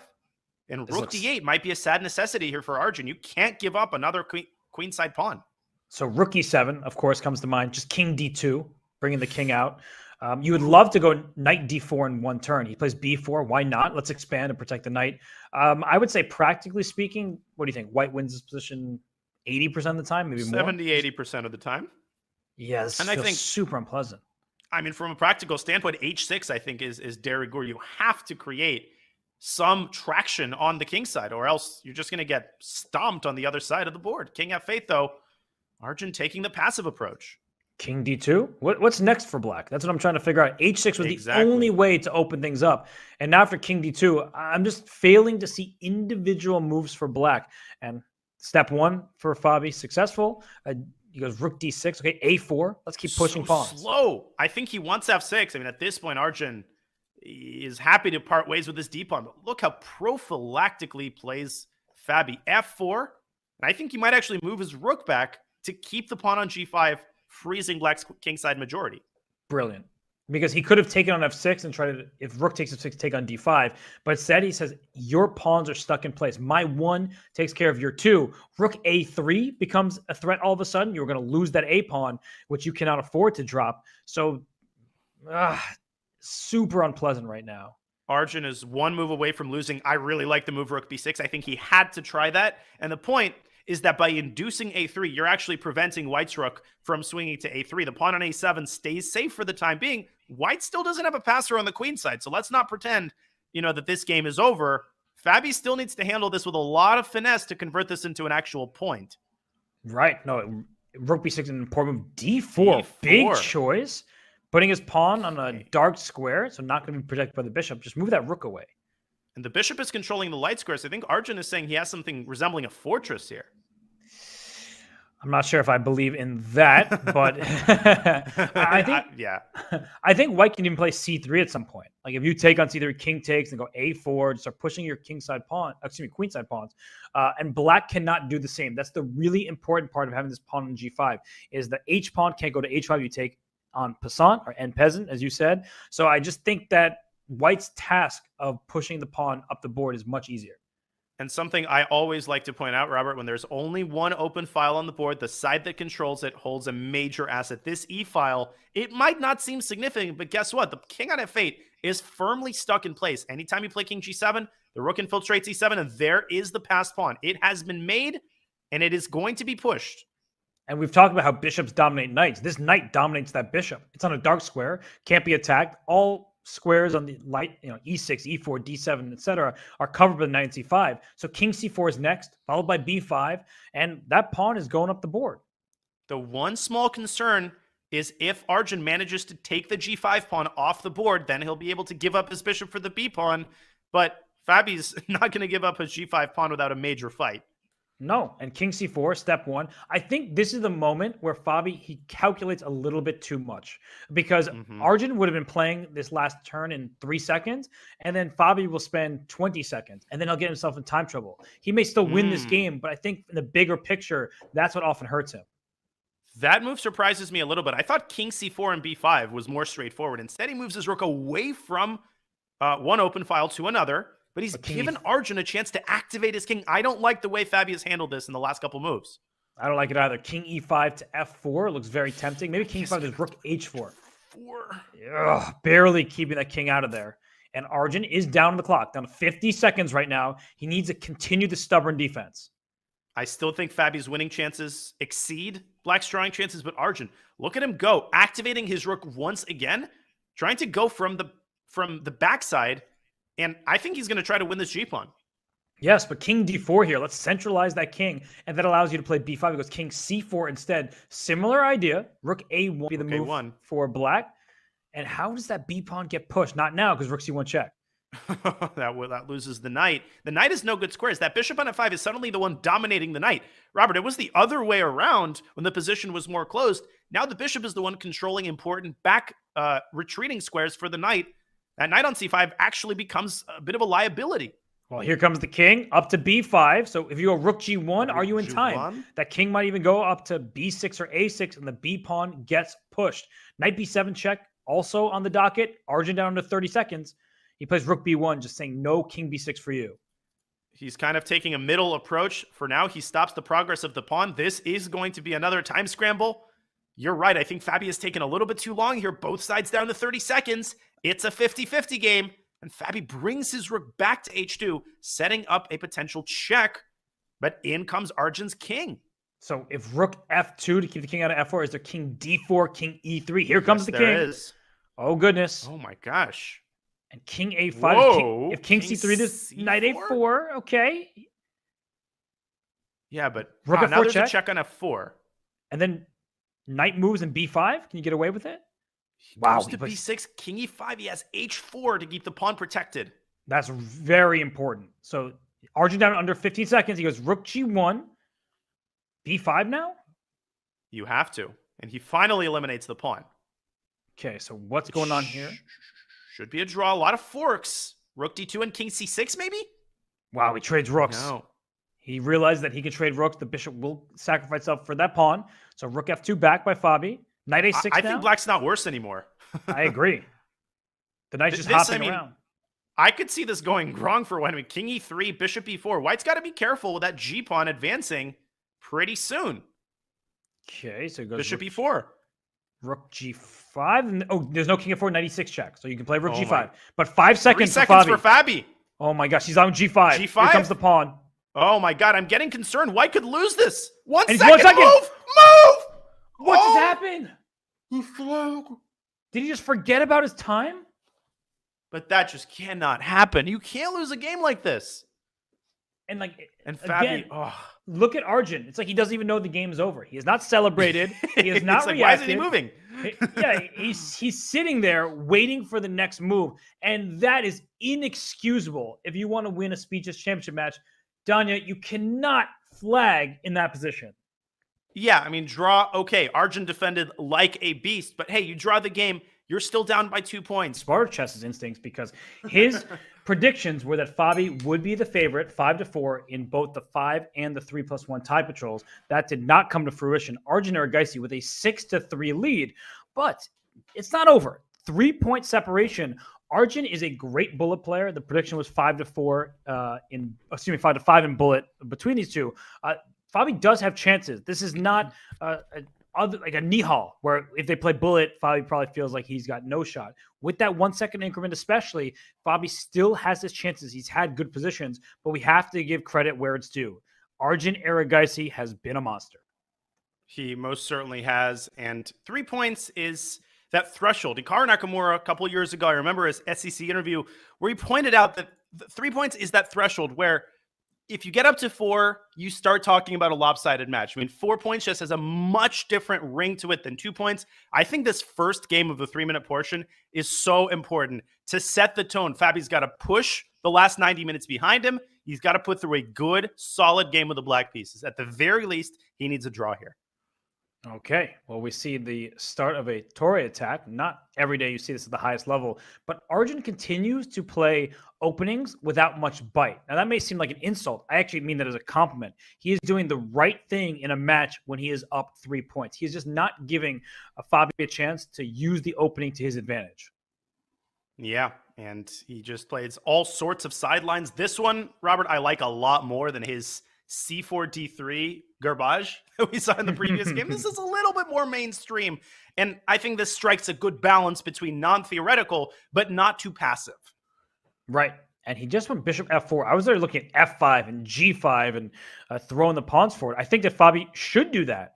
Like right now, G5 was, well, it was before he went knight F6. He played a little bit too fast. It's weird that I'm saying that. I feel like I'm criticizing him for playing too slowly. Now I'm saying he went too fast. Too fast. I mean, what do you want from him, Robert? Yeah, it's easy to be on the sidelines, I acknowledge.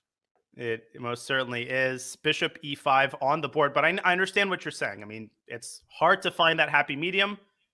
And C5, orchestrating some pressure on the queen side is Fabiano. And I like Black's position again. Yeah, the pawn A5, don't capture it right now because you are met by the move B2 to B4.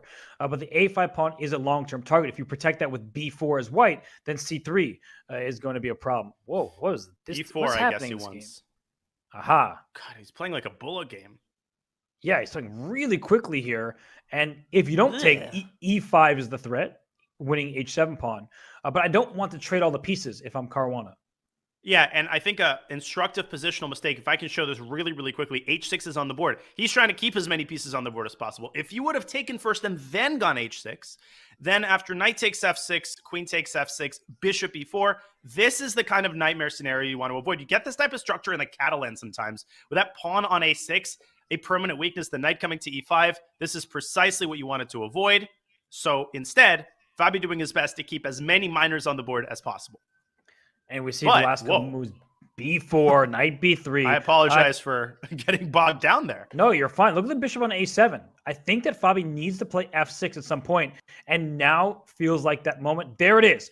Opening the F file, the F2 pawn is a target. C3 is also loose. So if EF6, queen F6, you have to defend C3 and stop E5 to E4 all at once. This is looking very bad for Arjun. Terrible. You can't survive this position without a dark squared bishop. I mean, you just can't. The dark squares are too weak. Black's center play comes too fast. E5, E4 is coming. I mean, this is horrible. And Fabi just has to deliver this game. This is a golden opportunity to strike yet again with the black pieces.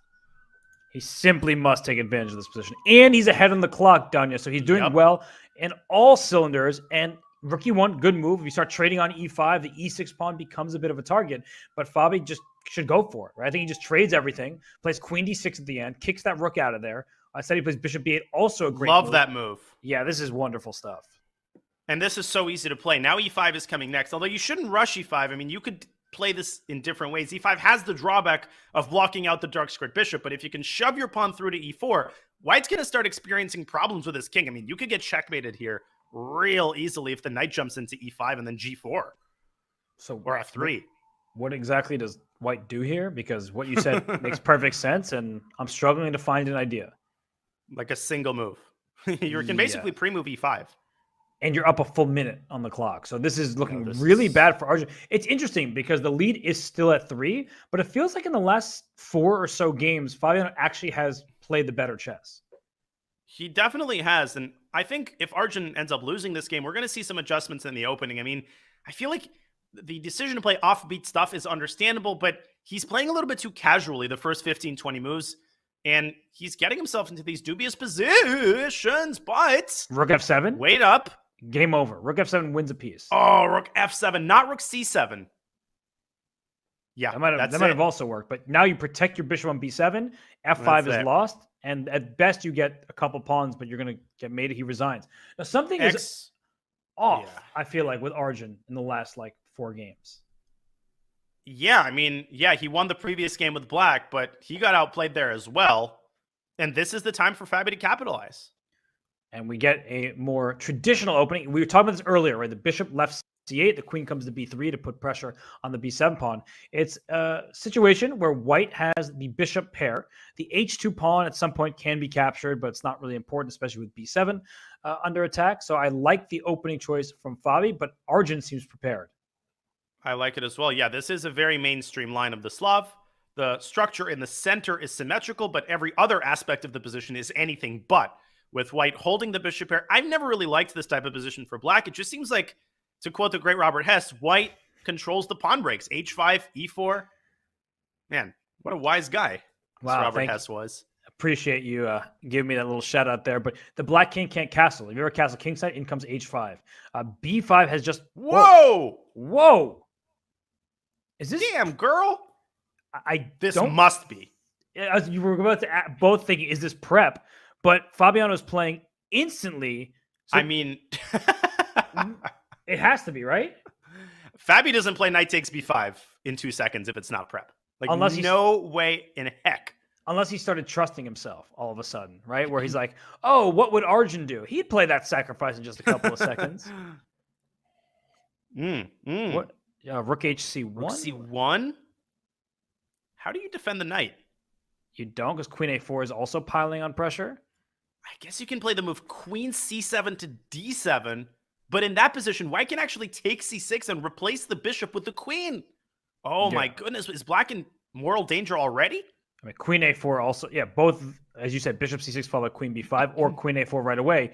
You're just winning back your piece with an extra pawn. And even if you didn't have an extra pawn, look at the queen side.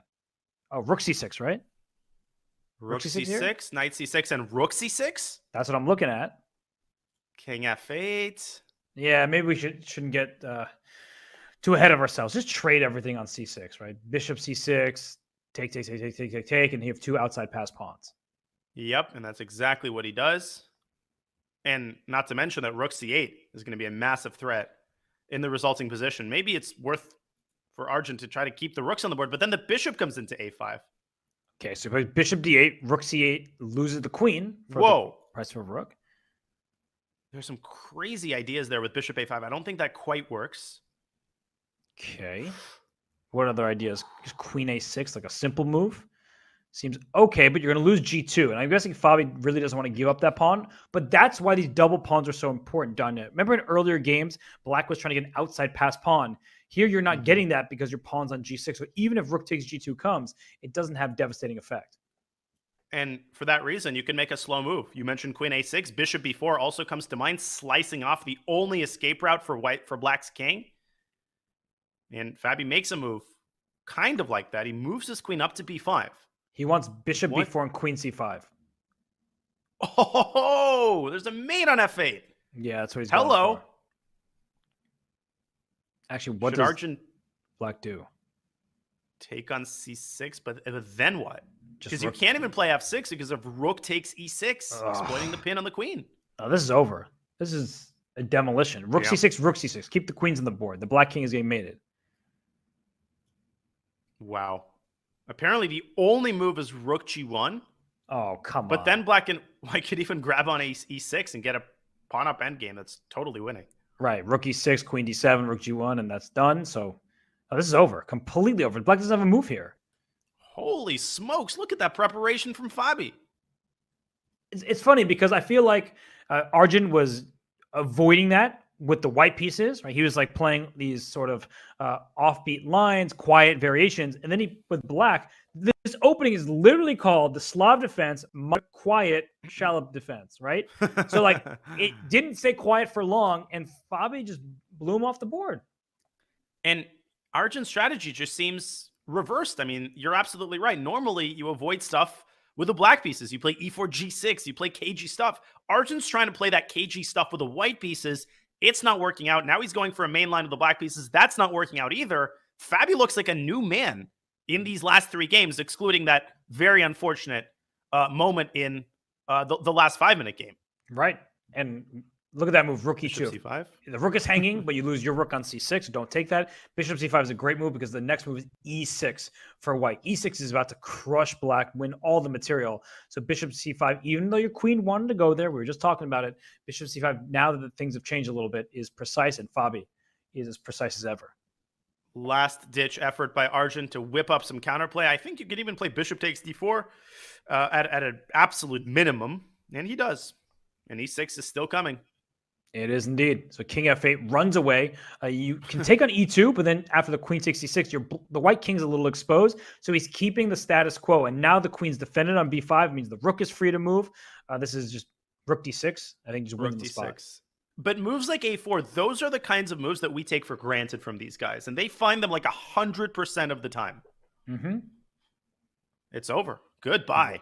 Wow. And now it's a 1-point match all of a sudden. We entered the 3+1 with a 3-game lead for Arjun. It's down to 1. And I believe chat actually predicted that Arjun would win this time segment. And I'm sure they were biased by the fact that he was leading the match overall. But the chat said Arjun would take this time segment. Fabiano says not so fast. Yeah, no. And Arjun goes for another offbeat line, this time the Jabava London. And h4 is actually pretty standard fare in these types of positions. You're trying to take this sting out of knight h5, but you're also trying to expand on the king side using the fact that you have not castled yet. And normally, Robert, you don't want to go c5. You want to go c6 first, chase the knight away, and then play c5. That's the way that most people recommend playing this position. Fabi goes for the immediate c5. Now the problem is, how are you going to get this knight off of this excellent b5 square? Yeah, that's why you want to kick it to begin with. I'm with you there. He just is going to develop. One of the big problems, though, is this knight on b5, you're not going to capture it. And so what is the actual plan for black? I believe there's an idea with knight b8 here. If I might be mistaken, but just bring the knight towards c6. Maybe knight b4 is just smart. He does that. Okay, that's way more active. But the knight is coming to c6 was my ultimate point. And it seems to me, again, maybe I'm making conclusions too quickly, that Fabi has started to trust his instincts a little bit more. I mean, this is the kind of move that he might have spent a minute on, 90 seconds on in the 5-minute portion. Now, obviously, the time control has reduced, but he's playing a lot faster, and there's just this pizzazz, this energy to his play in the early going that I think bodes very well for his chances. Speaking of energy, g4 by Arjun, but can he sustain this? I'm not sure because knight c3, you just take on d4. After e takes d4, the c2 pawn will be an eventual target. Black doesn't have any weaknesses, and there's no actual attack. It's not like white has a bishop on the or on the b1 h7 diagonal, I should say, going for the black king. The knight on b4 stops the bishop from ever getting to d3. So I feel like this is just all smoke and mirrors, and Fabiano should be happy about his position as he tries to win his 3rd straight game in this time segment. And Arjun once again settling into a deep think. I mean, knight c3, not where you want the knight to be. You want that c-pawn to move to c3. That knight on b4 now resembles white's knight on b5. And black is the one who has a serious attack on the queen side. Except you want to be very careful about moving your queen away and allowing g5. But this is like the best Caracan you could ever ask for. Like this looks like those lines in the Caracan. Instead of the bishop being chased to g6, it's actually safe at home. And now knight d7. When you have the initiative, let's trade off some pieces. h4 is under attack. g5 is played aside. f6. There is a king in the center. So once again, Fabi can make this f6 move and open the position up. I mean, white is rumbling forward, but he's got zero foundation here. I mean, white literally does not have a single thing going for him positionally. And these pawns are like the definition of a paper tiger. And I think f6 still is good. That bishop money does such a good job of controlling h5. Very important, because otherwise bishop takes h7 would be a sacrifice. But f6, just swap on f6 if you want. And it doesn't matter if the g file is open. He instead goes for the queen side. How could you blame him? Fabi, he's a new man right now. No, he totally is. I mean, you could just sense it in his play. Now, he's not threatening queen takes d4, obviously. He is. Bishop. Oh, No. he is! You just made me eat my words. That's amazing. Let me show this on the board. I jumped to conclusions here, but yes, he is, because of knight takes c2. Great catch. And you win the queen back. You're up a piece. That's easy to miss. It certainly is. And I was going through the same calculation as you were. And I was like, oh, queen d. Wait a second. But you didn't stop calculating. No, I was just stopped myself before queen d4. Oh, he missed it as well. And look at how quickly Fabi plays it. You could tell that was my fault. He's a completely new player right now. Like as Arjun's soon as like, but I trusted Daniel. I shouldn't have. But look at this. Have you ever seen Arjun react like that? I literally never have. No, because he never blunders like this. But something is broken in his play, and you get this timeout, this break. 30 minutes through this 3+1. We still have 15 minutes to go. And right now, Arjun is dropping all of his pawns in this game. Queen takes e5 trades the queens off. There's not even an attack. Fabiano Caruana is about to win his third straight game. And for full disclosure, Anish Giri was messaging me about this match. Oh, the higher seed in trouble. Well, Fabiano didn't get to read that message, but right now he's saying, oh, what trouble is that? And I'm always so impressed when players are able to make these drastic adjustments mid-match. And it's just so clear that Fabi did some self-coaching in that break between the 5 and 3 minute portions. He told himself something, and now he looks like the Fabiano Caruana we all know and remember. Bang goes the dynamite, a 26-move victory, and the match is tied at 6 apiece. And we have another French, which, pardon my French, I just don't think it's a very good idea against Fabiano Caruana. And with the break that they had to study the openings, to change their repertoire, we see a different dynamic, right? There were those double C pawns for Fabi in the previous French game. Now he's just throwing his pawns forward, developing, and this is standard fare. I think Wonder Liang played this in the U.S. Championship. He had the black side disposition against Ray Robson, and it was a really interesting battle. But I do think that Fabian has a tremendously successful history in the French. Yeah, and Fabi just loves these closed positions where there's a lot of pawn play, a lot of maneuvering play. He drops his knight back to h2, not mincing his words. He wants to ram this f-pawn up the board. And I always feel, Robert, that white's play, if your reasoning objectively exceeds black's play on the queen side. I never quite understand how black wants to make stuff actually happen on the queen side. Yeah, you can play bishop a4, knight b3, but I feel like white's a lot more solid. And after queen h5, isn't white already better? I like white's position. Or I guess bishop e8. Oh, because you have f5 or something. That's very important. So f5 is what black had in store. That's what queen h4 was played. And even though the eval bar seems to like black, it's one of these positions where if you don't make the next 3 moves accurately, white has a very obvious plan. Knight d2 to f3, win the h6 pawn with knight g4, things like that. I mean, knight g4 right now looks very good as well. So you need to be careful for both sides. And okay, rook g6. I like just the defensive posture from Arjun.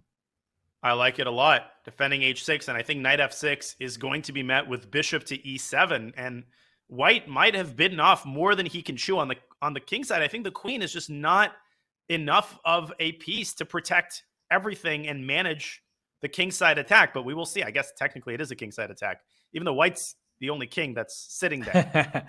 Well, I like bishop g4 to h5 at some moment.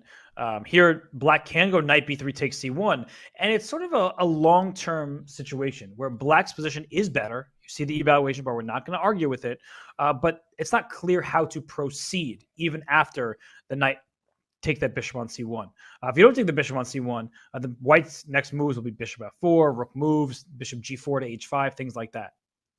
But the problem is that without the dark squared bishop, it is now virtually impossible for white to make any progress on his side of the board. I mean, that bishop is an integral part of white's attack. It pressures h6. It allows white to access the weak squares on black's king side. Now, I think Arjun, his hands are free. He can go bishop b3 and knight a4.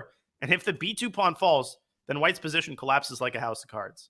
Oh, this is not looking good right now. So Arjun playing great defense.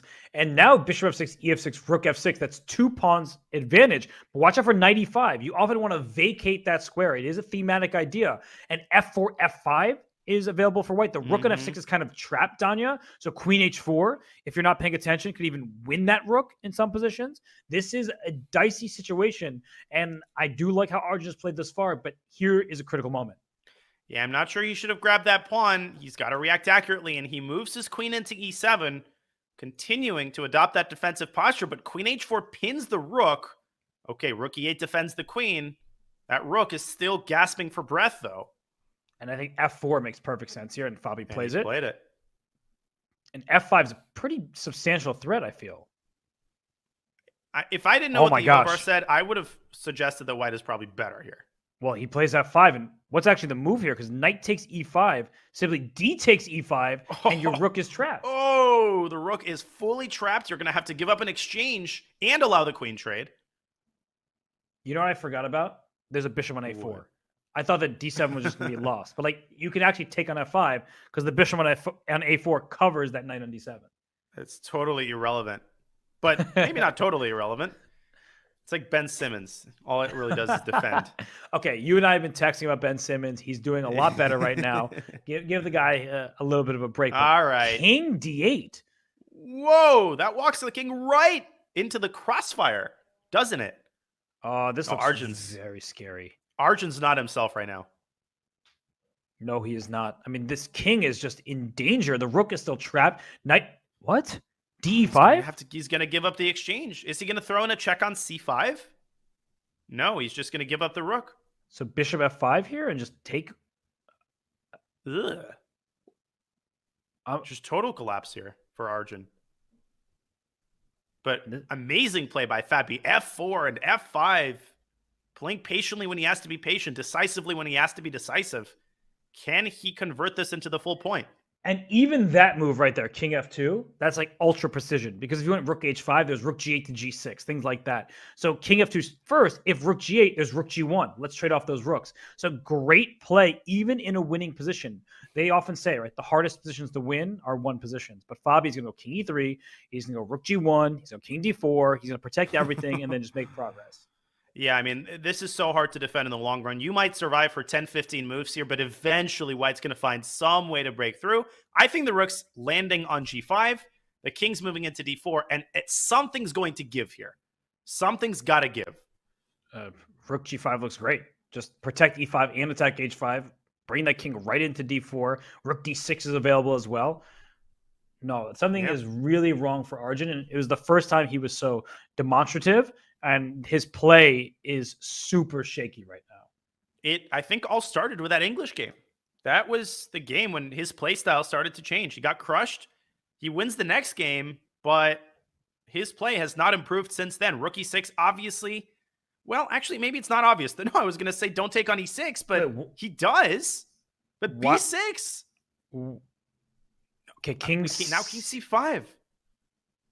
Gosh, this is really sloppy. And just how do you win this position? So I didn't like. No, but now you move the rook away.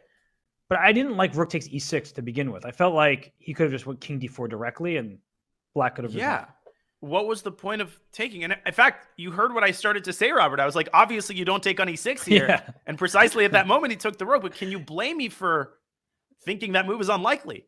No, it was unlikely, and it actually might allow a draw here. Bishop f5 to g6. Like the bishop can just close down the open files from that rook. Now, wait a second. Maybe there's an idea of sacking on f5 because white will be a pawn down there, but it'll be just a doubled h pawn. I think white should maybe play a4 to prevent b5 and then rook f1. But at b5, there's maybe king d4 back at some moment. There could be a zugzwang. That's true. And he's played a4. a4. Back to d4. Yeah, he's going to go king d4. There's going to be a zugzwang. Yeah, he's going to win. King c6, rook f1. Bishop f5. And then you just there's the zugzwang. Yeah, there's a zugzwang. Exactly. Wow. Take that thing, and then this is. And then what? He's thinking. He only has 14 seconds. He leaves it. Wow, you don't even have to take it. Bishop f5. Rook b2. Oh, new open file. That's huge. But still, Arjun holding on bishop f5, but you Take cannot it. take on a5. Oh, this is now very easy. Yeah. Just take everything. Oh. He said,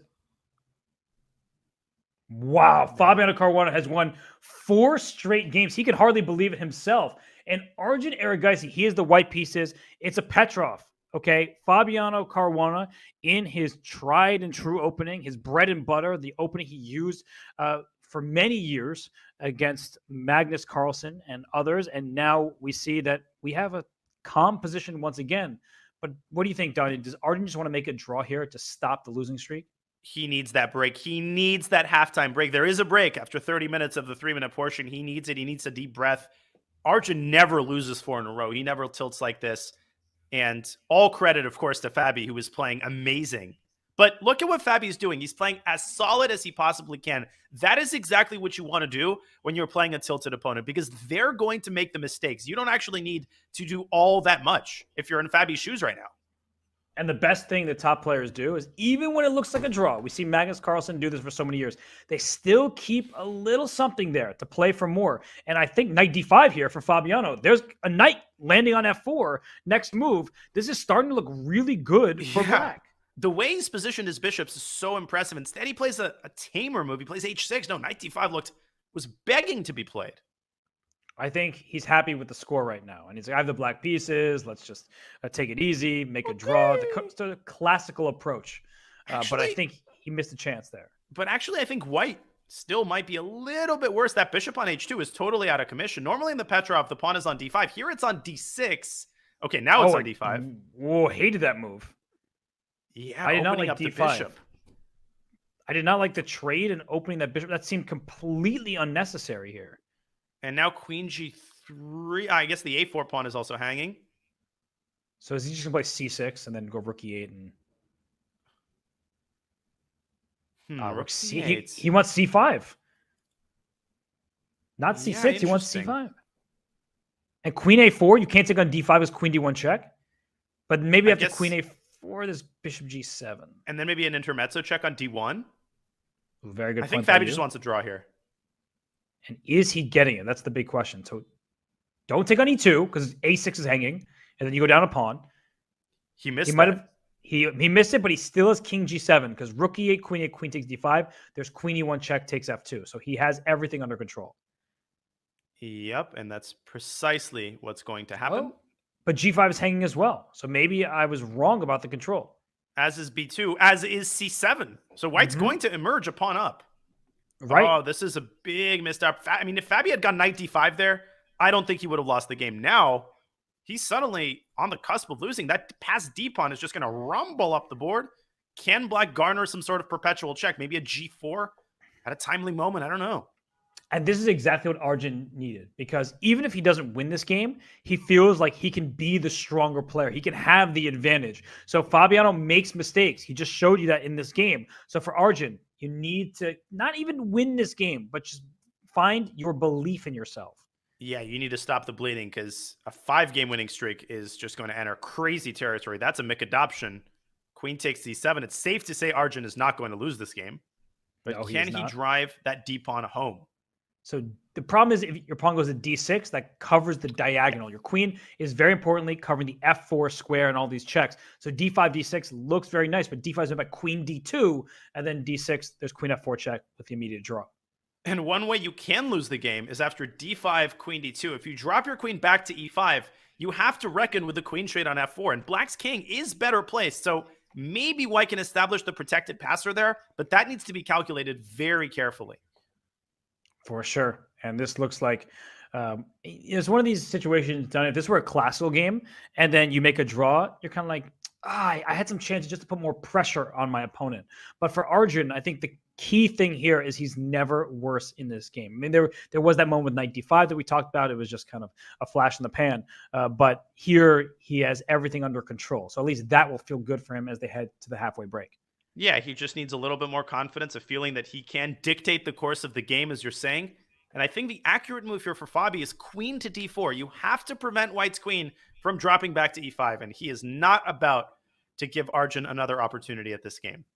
Great move. And white would love to play the move a5 here And after b takes a5, c5, and he goes for a5, but the Done it. d5 pawn is loose. So I think what's the idea after ba? Yeah, scary as it looks to allow connected passers, it's not all that dangerous. And wait a second, king e8, and if c5, queen f4 wins for black. Oh my goodness. The pawn's remote. But he can just take on a6 and allow the immediate draw. I think that you And have to do that. just go queen takes a6, queen f4, queen c1.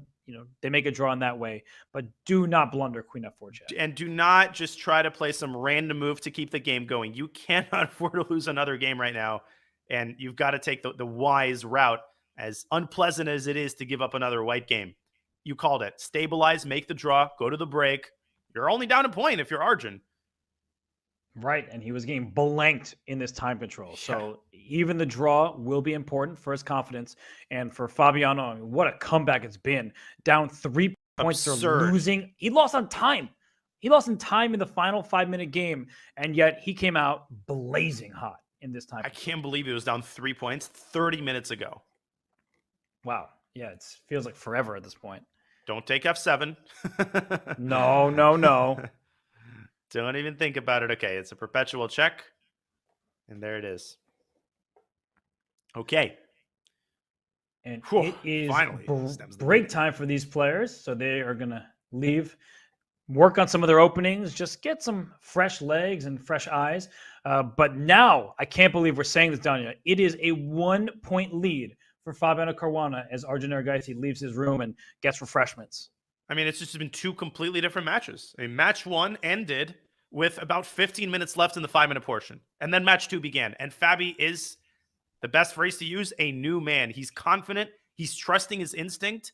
He's getting better positions with both colors. Arjun needs a 180. I think he needs to play more principled fashion with white and maybe play more cagely with black rather than with white, as I said earlier. I'm excited to see what changes Arjun is going to bring to the table in this second half of the 3-minute portion. This format, players are not used to 5+1, so they take a little bit too much time here. Then they go too quickly at other points. I feel like Fabi has found his form in the 3+1, and he won a title Tuesday recently in this exact time control. It's something he's more accustomed to, and maybe that's just what he needed. It was like a bolt, and he is right back in this match, and in fact has the lead. He has the lead. He has the white pieces, and let's see what adjustments Arjun has made in these last 4 minutes. A very tame system by Fabi, getting the bishop out to d2, and he might be castling queenside. I am actually familiar. No, he goes rook d1. Almost queenside castle, but instead he plays very positionally here. I believed you. It reminded me of like a Cambridge Springs, except the bishop's on d2 rather than out on g5. But either way, it's a solid setup start to this game. And for Arjun, do you play b6, bishop b7, and c5? I think so. More like an Oxford Winters. It's my first one of the day, so gosh. I've held out for over an hour. That really hurt me, just for the record. That one hurt my soul. Good. This is interesting because the eval bar says better for black, Danya, but I think we'd both agree that the move c6 to c5 is what this entire position is about. Yeah, I mean, it is only a question of when you play the move. White could try to restrict it with b2, b4, but even that doesn't fully prevent c5. Instead, Arjun, he starts by building up his kingside play, establishing the 984. The last thing you want to do, if you're Fabiano, is play bishop takes c4. That is just verboten in these types of positions. Not happening. Certainly not with fe4 happening and just opening the position for black's pieces. So queen a4, I feel like a5 is automatic, and I was going to suggest rook takes c6 until I realized the rook's on d1, not on c1. And Fabi poking and prodding. Bishop takes a5 is sort of a threat. I think it actually is a threat. What a weird threat. I know. But the queen doesn't get trapped there. It can escape via c6 or even a6. I was looking at the diagonal of a2 to g8, and you're like, bishop takes a5 is a threat. He goes rook a8, so he sees it just like you. He takes it very seriously, actually. I mean, he dedicates an entire rook to stopping the threat. No, I like black's position. I mean, the knight on e4 is the most advanced piece on the board, but what is the break? Where is black going from here? c5 is always giving up the b5 square and making d5 loose. He plays g6. I like the patience from Arjun. I'm still just waiting for that next plan. And Fabi is also waiting for that next plan. I don't think Fabi is seriously considering the move b3. I think he's just sort of playing that, posturing game. where he's setting himself up in case the position opens up. Arjun's still making improving moves. Knight df6. Of course, the drawback is that you yield the e5 square. But if white puts the knight on e5 prematurely, then black can take on c3, take on e5, and he does play b3. Are you as surprised as I am? You were just calling it, and he plays. There's no way. I'm not sure I like it, because with b5 at the end of the sequence, as you were indicating, the bishop on b7 looks bad, but as you've said many times, a bad bishop defends good pawns, and the a3 pawn is a terrible one. And now it's gone. That pawn is not long for this board. He has just eliminated it, and you cannot take on b6 here. That drops the bishop on c3. Fabi's just flat out down a pawn here, and I don't think he's got too much to show for it.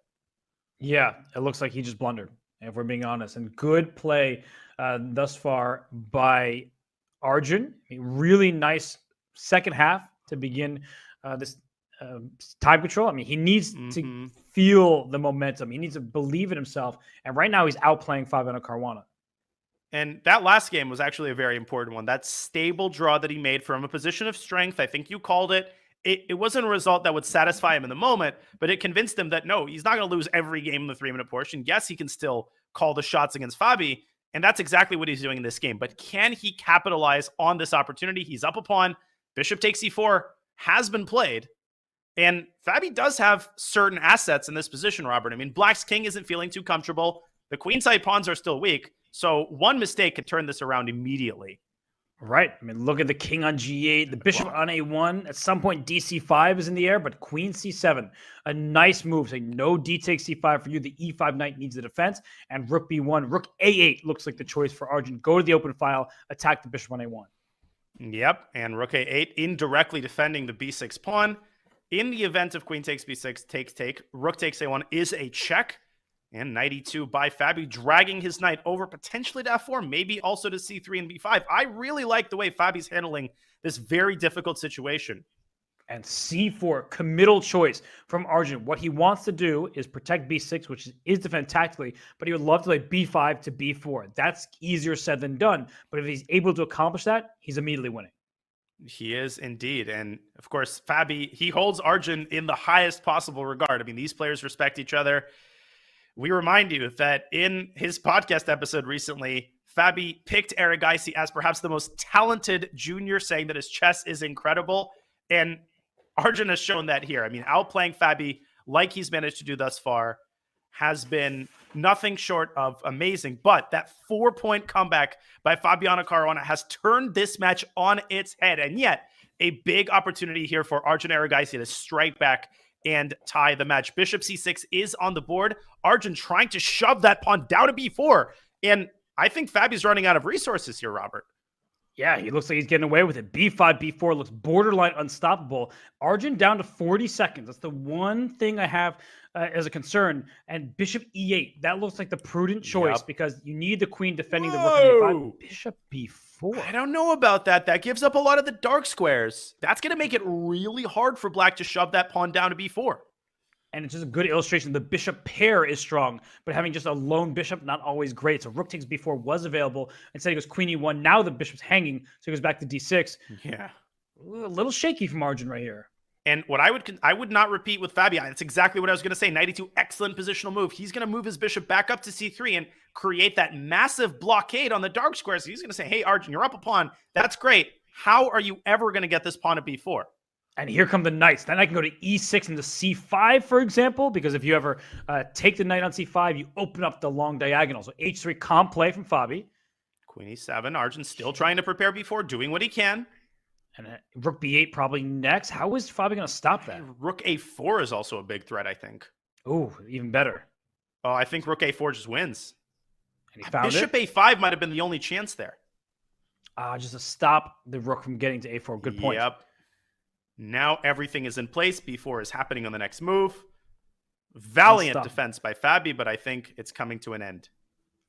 Rook a4, bishop a4, the b4 square is still defended. Whoa, queen a2. Okay. He wants queen a8 check if the bishop moves. The problem is that the queen's going to block that check. He just goes queen e8. Can you play? No, bishop b4 yes. No, bishop b4 was good. The best try, I think. Oh, and then knight takes c4. Wow. Exactly. Now it's the opportunity train has sailed. The And ship now has here sailed. C3. He can just keep pushing the pawn. C2. Still trying. Bishop D2. He's still going to blockade those squares. Oh, and A4 is hanging now. Oh, that diagonal's open. That's a bit Bishop scary. C3. He stops B2. And Bishop 7 B2 is seconds for important. Arjun. Bishop B2 now. Just bring the bishop back. Covering. Oh my God. Pawns. Knight moves G4. G4. Bishop H8 is on deck. Queen A3 is available as well. Yep, infiltrating, stopping C1. Oh my gosh. Queen How is A4. Fabi doing this? Queen takes B3. You can take that pawn and then take on D5 with check. Oh, he misses H5. No, his king's way too open now. So Arjun, he's fighting tooth and nail. He gets the G4 Queen E2. pawn. Queen E2 is over. Nicely done. Queen F3. King G5, still trying. Where's the mate? Where is the mate? He's got 4 seconds to find it. E4. Oh, E4 is a good try. 3 seconds. King H6 maybe? Just run away. Queen takes G4, but that might be a draw. Oh my gosh. Queen Oh my A7 God. check. King H7. G5. He takes the pawn. I don't see the mate. I don't see the mate. I don't either. Just King This is back and forth. unbelievable. King G5 back. He's got no time. Bishop F6. I mean, Black could lose this if you allow a check on A7. It's a draw. It's a draw. And neither player can. Look at Arjun. He didn't know it was a 3-time repetition, and he is mad. And that is the second time in the match we've seen Arjun react, and he is in disbelief because he had that game in the bag. That is probably the most ridiculous comeback of this match, and we've had quite a few at this point. We kind of thought the game was over, right? Those pawns were rolling. I mean, it was. It looked completely devastating, and then he opened up the long diagonal. When he took that knight on c5 down here, that gave Fabi the chances he needed to go after the black king. And that honestly was the big mistake. He did have mate later on in the game, but at that point, you can't really blame him for missing a computer move with 3 seconds left. Right. No, the mistake was allowing the activity. Exactly. Like once the diagonals opened up, you already felt like he was losing the thread. He missed some kind of checkmate or some win there, but it was with 2 seconds on his clock. So right now we're in this game here. This H4 ideas, they work in some positions. There are some ideas with knight takes F6, bishop H7, knight G5 going for the attack. But if it doesn't lead to some sort of big threat, then you may start regretting putting your pawn out there. Yeah, I mean, it really commits the king to a solitary life in the center. Are you thinking what I'm thinking? Are you thinking what I'm thinking? I certainly am. Knight F6. And guess who's not thinking that? Arjun. Let me bring up an analysis board there. Oh, yeah, for sure. Pretty sure that was what was available to him. Bang, bang. And a souped up Greek gift sacrifice. That pawn on H4 is so important because after knight G5, taking is unthinkable, opening up the H file. And in every other way, this functions as a classic Greek gifter. The EVA bar is at even, so maybe there's some draw there. And perhaps Arjun knows the line well enough and Fabi calculated it. So I was reacting because I really thought it was there, but the players, they are not so bothered. Apparently, after queen H5, the simple bishop A6, of course, who wouldn't see this move, allowing queen takes F7 check and allowing a perpetual. Apparently, that bishop on F6 guards G7, so white doesn't have anything more than a perpetual. But anyways. Was bishop A6 the only move in that position? I think it might be. Let's check. Yes, it is. That is absurd. That is so ridiculous. Well, because white threatens quine takes F7 and just queen takes B7. Yeah, but there's so many different moves, right, that just seem reasonable, like queen D7 and stuff like that. But bishop D6. I knew you were about to say that. But it just so... and then queen E8. Okay, I'm sorry to cut you off, Robert. No, I'm done. No, I'm glad you did because get out of here. It's too absurd. The game that we're seeing right now is also absurd. There's a rook going off the rails. A rook lift that's not going anywhere. You need knight H5, rook G3, things like that, or H5, knight H4, knight G6. So I feel like Arjun has chances here. He needs to capitalize. He needs to make the most of them. It's like when I visited this haunted house called the Winchester House in San Jose, California. You would walk into an elevator or a door and it would lead absolutely nowhere. You'd just be staring at a closed shaft. That's like that rook on H3. Highly recommended, by the way, if you're a fan of haunted places and you find yourself in the Bay Area. Anyways, A3. No, White's position, Robert, is on the cusp of falling apart. If Fabi can find a chance to squeeze through E5, there will be hell to pay on the third rank. For sure. And queen C2, lining up against the F5 pawn. Maybe there's D5 to be on the lookout for. So maybe black should play D5. Like just take it out of White's hands, but instead knight e7, opening the bishop on b7. Yep. Bishop on b7 is open. Bishop takes f3 has to be considered. But for White's perspective, maybe it's time to preemptively strike with d5. And he does. Mm-hmm. So what's going on after e takes d5, knight f5, bishop f5? Starting to look complicated with the tension in the position, but there might also be a knight e4 move right here. And there was bishop g6. That cuts off the queen and the bishop battery. I have no idea who even has the initiative here. Don't even ask me for an evaluation. Can't they both have the initiative? It's just I think they both do. Both players with knight d4 protecting the bishop. Rook f3 at some point is going to be quite annoying to deal with. Oh gosh, this is hard to calculate. F3. D takes c4. Pawn captured. Rook f3 played. Bishop h7 threatened. That's Queen all I can tell you. All I can tell you is that there's a threat. Queen h5 here. Yeah, I'm stopping your threat while attacking your pawn on h4. Yeah. 57 seconds for Fabi. I mean, I could see myself thinking for 30 minutes in this position. I have no idea what to do after queen h5. So it plays it. Maybe rook f4? Queen takes h4. It is a threat because you have queen h1. But your rook f4 move just attacks e4 and forces d5. But d5 is a useful looking move anyway. Yeah, but king g1. He's taking the sting out of the move queen takes h4. I think now he wants black to play queen takes h4. Then rook f4 forks the queen and the knight. No, I think white's better. Practically so d5 speaking. Right now? Okay, it's king h8 running to the corner. Okay. This position's giving me a headache, if I'm being honest. So tricky. Yeah, where's the Advil? I mean, this is crazy. Maybe rook e1?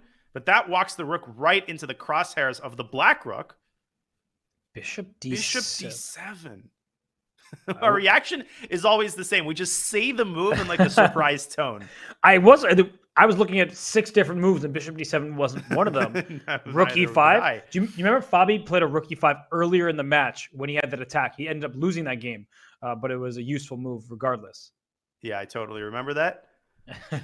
It was like the queen d6, queen g3 game where he had the attack and Arjun took on a5. Anyway, neither here nor there. God, I'm I'm getting old. Games. I just turned 27.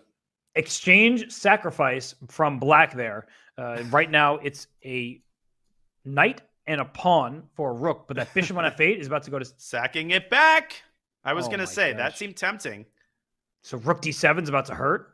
Big threat. You can't really prevent it. I mean, you can't play bishop c6, and he does. Mm-hmm. Don't take on c4. That rook on d1 is going to be hanging. Easy to miss. And h4 is hanging as well.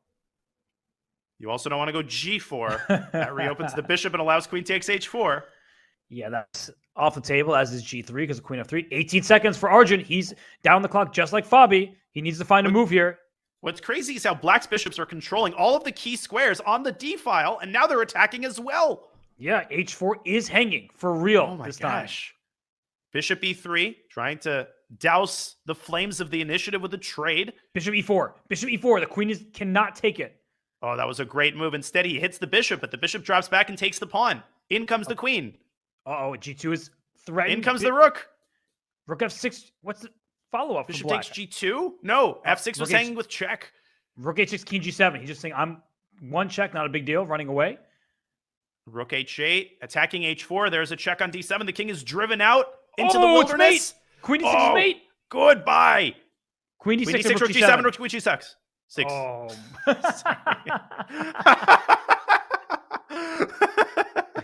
Oh, Danya, you spoke too quickly for your own good there. I apologize. Oh my goodness. Sorry, what square was that? Just for the record. That's how one commentator lost his job. Don't you dig me further into this hole. I'm already deep in the hole. Oh God. I just want to know where that queen was going to. So. Oh my goodness. What a game. What a ridiculous. Can you believe that was one game? Like that entire thing was just one game. Yeah, and we have an even match, which I also can't believe considering the back and forth nature of this one. Sorry. Woo! Anywho, we are in deep breaths. IQP position. This pawn on d4 does not have a friend in a file next to it. D5 is something that white wants to get in. I feel like this is a terrible choice from Fabian. Yeah, Fabi just waltzing himself into just a bad position with white. Yeah, I always hate having the isolated queen pawn. I feel much more comfortable playing against it. You just control the d5 square. Like right now, knight d5, start trading everything. But Fabi does have great experience in these structures, so he knows what he's doing. And of course, you can consider how active white's pieces are in the center. That cannot be sneezed at. I mean, bishop d3, queen g3. White's got all sorts of attacking ideas, but as long as black maintains the blockade on the d5 square, with every piece that's traded, the luster of white's initiative gets diminished further and further, and the significance of black's long-term advantages increases.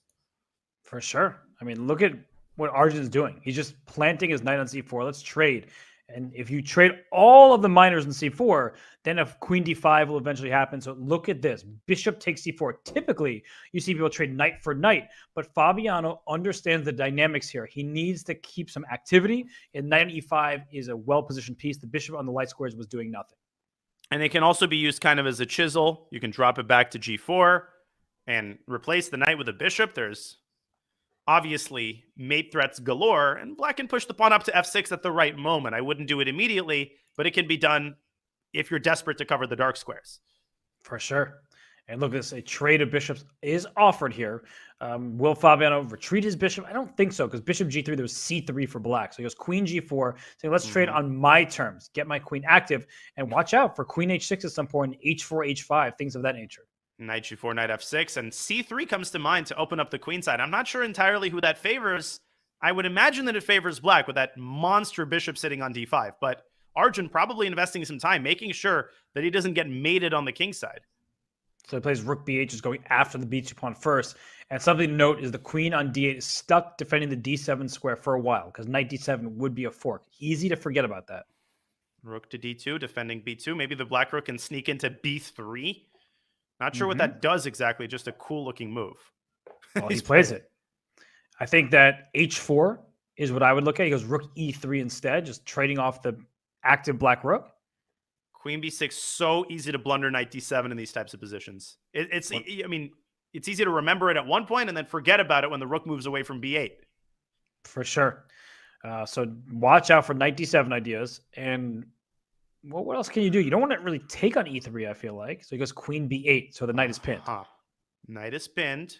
And if white plays... Okay, also b2 is hanging. So we have a trade. I feel like strategically, black's in huge trouble right now. Really? Right, because of the dark squares on the king side. Exactly. Like right now, the bishop on d5 looks good, but even if the queens got traded, that knight could get to c5 at some moment. So I'm worried about the dark squares left and right, but then I'm realizing the pawn on b3 is so good that rook c8 to c2 is available for black at some moment as well. So it's a mixed bag. The pawn is a huge long-term asset, and you're right. As long as the queens stay on the board, white should have good kingside chances. If the queens are off the board, then the battle transitions over to the queen side, and black's assets become more obvious. The bishop becomes a lot stronger in the endgame. Right. So queen h6 does keep the queens on the board. The threat for black now is f6 to trade those queens after the knight has to retreat. So queen h6, he goes to queen e3, he retreats first. But here, rook c8 looks very good to me, threatening a backbreak checkmate, eventually trying to play rook c2. Ooh, that's not a good sign. No, retreating at all. Backing it up. Backing it up, and now you don't have access to that g4 square anymore. Black can finally breathe peacefully on the king side.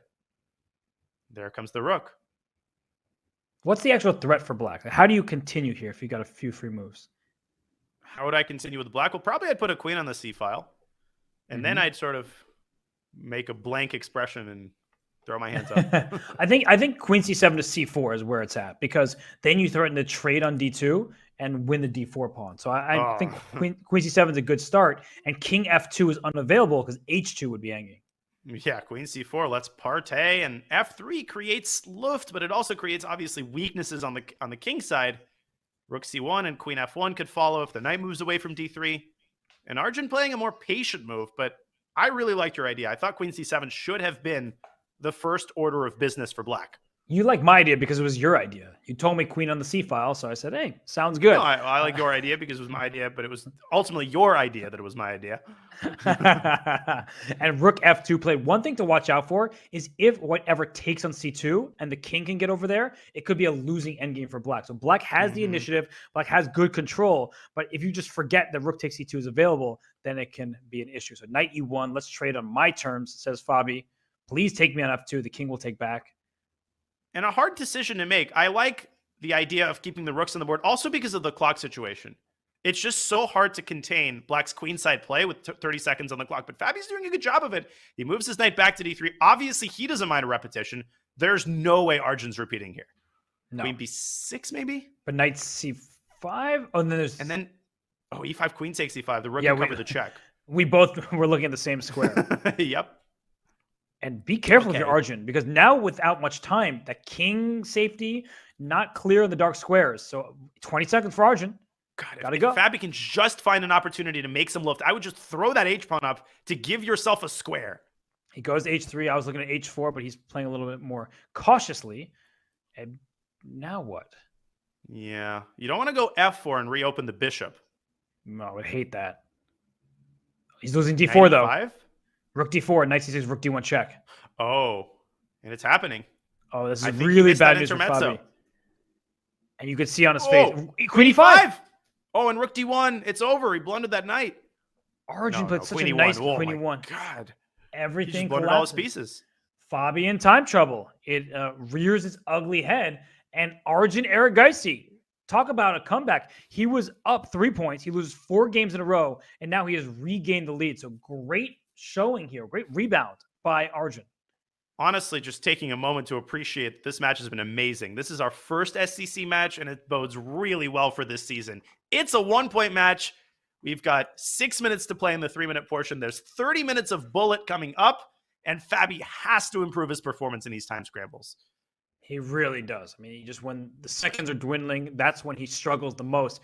And look at this. Once again, Arjun playing h4, h5, throwing up the pawns. Yeah. It's been working out for him, so why not? And he's doing it across several different openings. Yeah. It's easy to forget that it's not just Jabala London or things like that. It's every single time he's at white in the last bunch of games, that pawn's going forward. And notice that the last time they had this position, Fabi managed to squeeze his knight into b4. This might not seem significant. This time he goes back the other way through b8. Always have to be very careful about knight c7. But the point is that after knight takes d7, the rook would have an avenue of escape reopened. He plays a6. He wants that knight to go back to a3. That's not a very good square for it.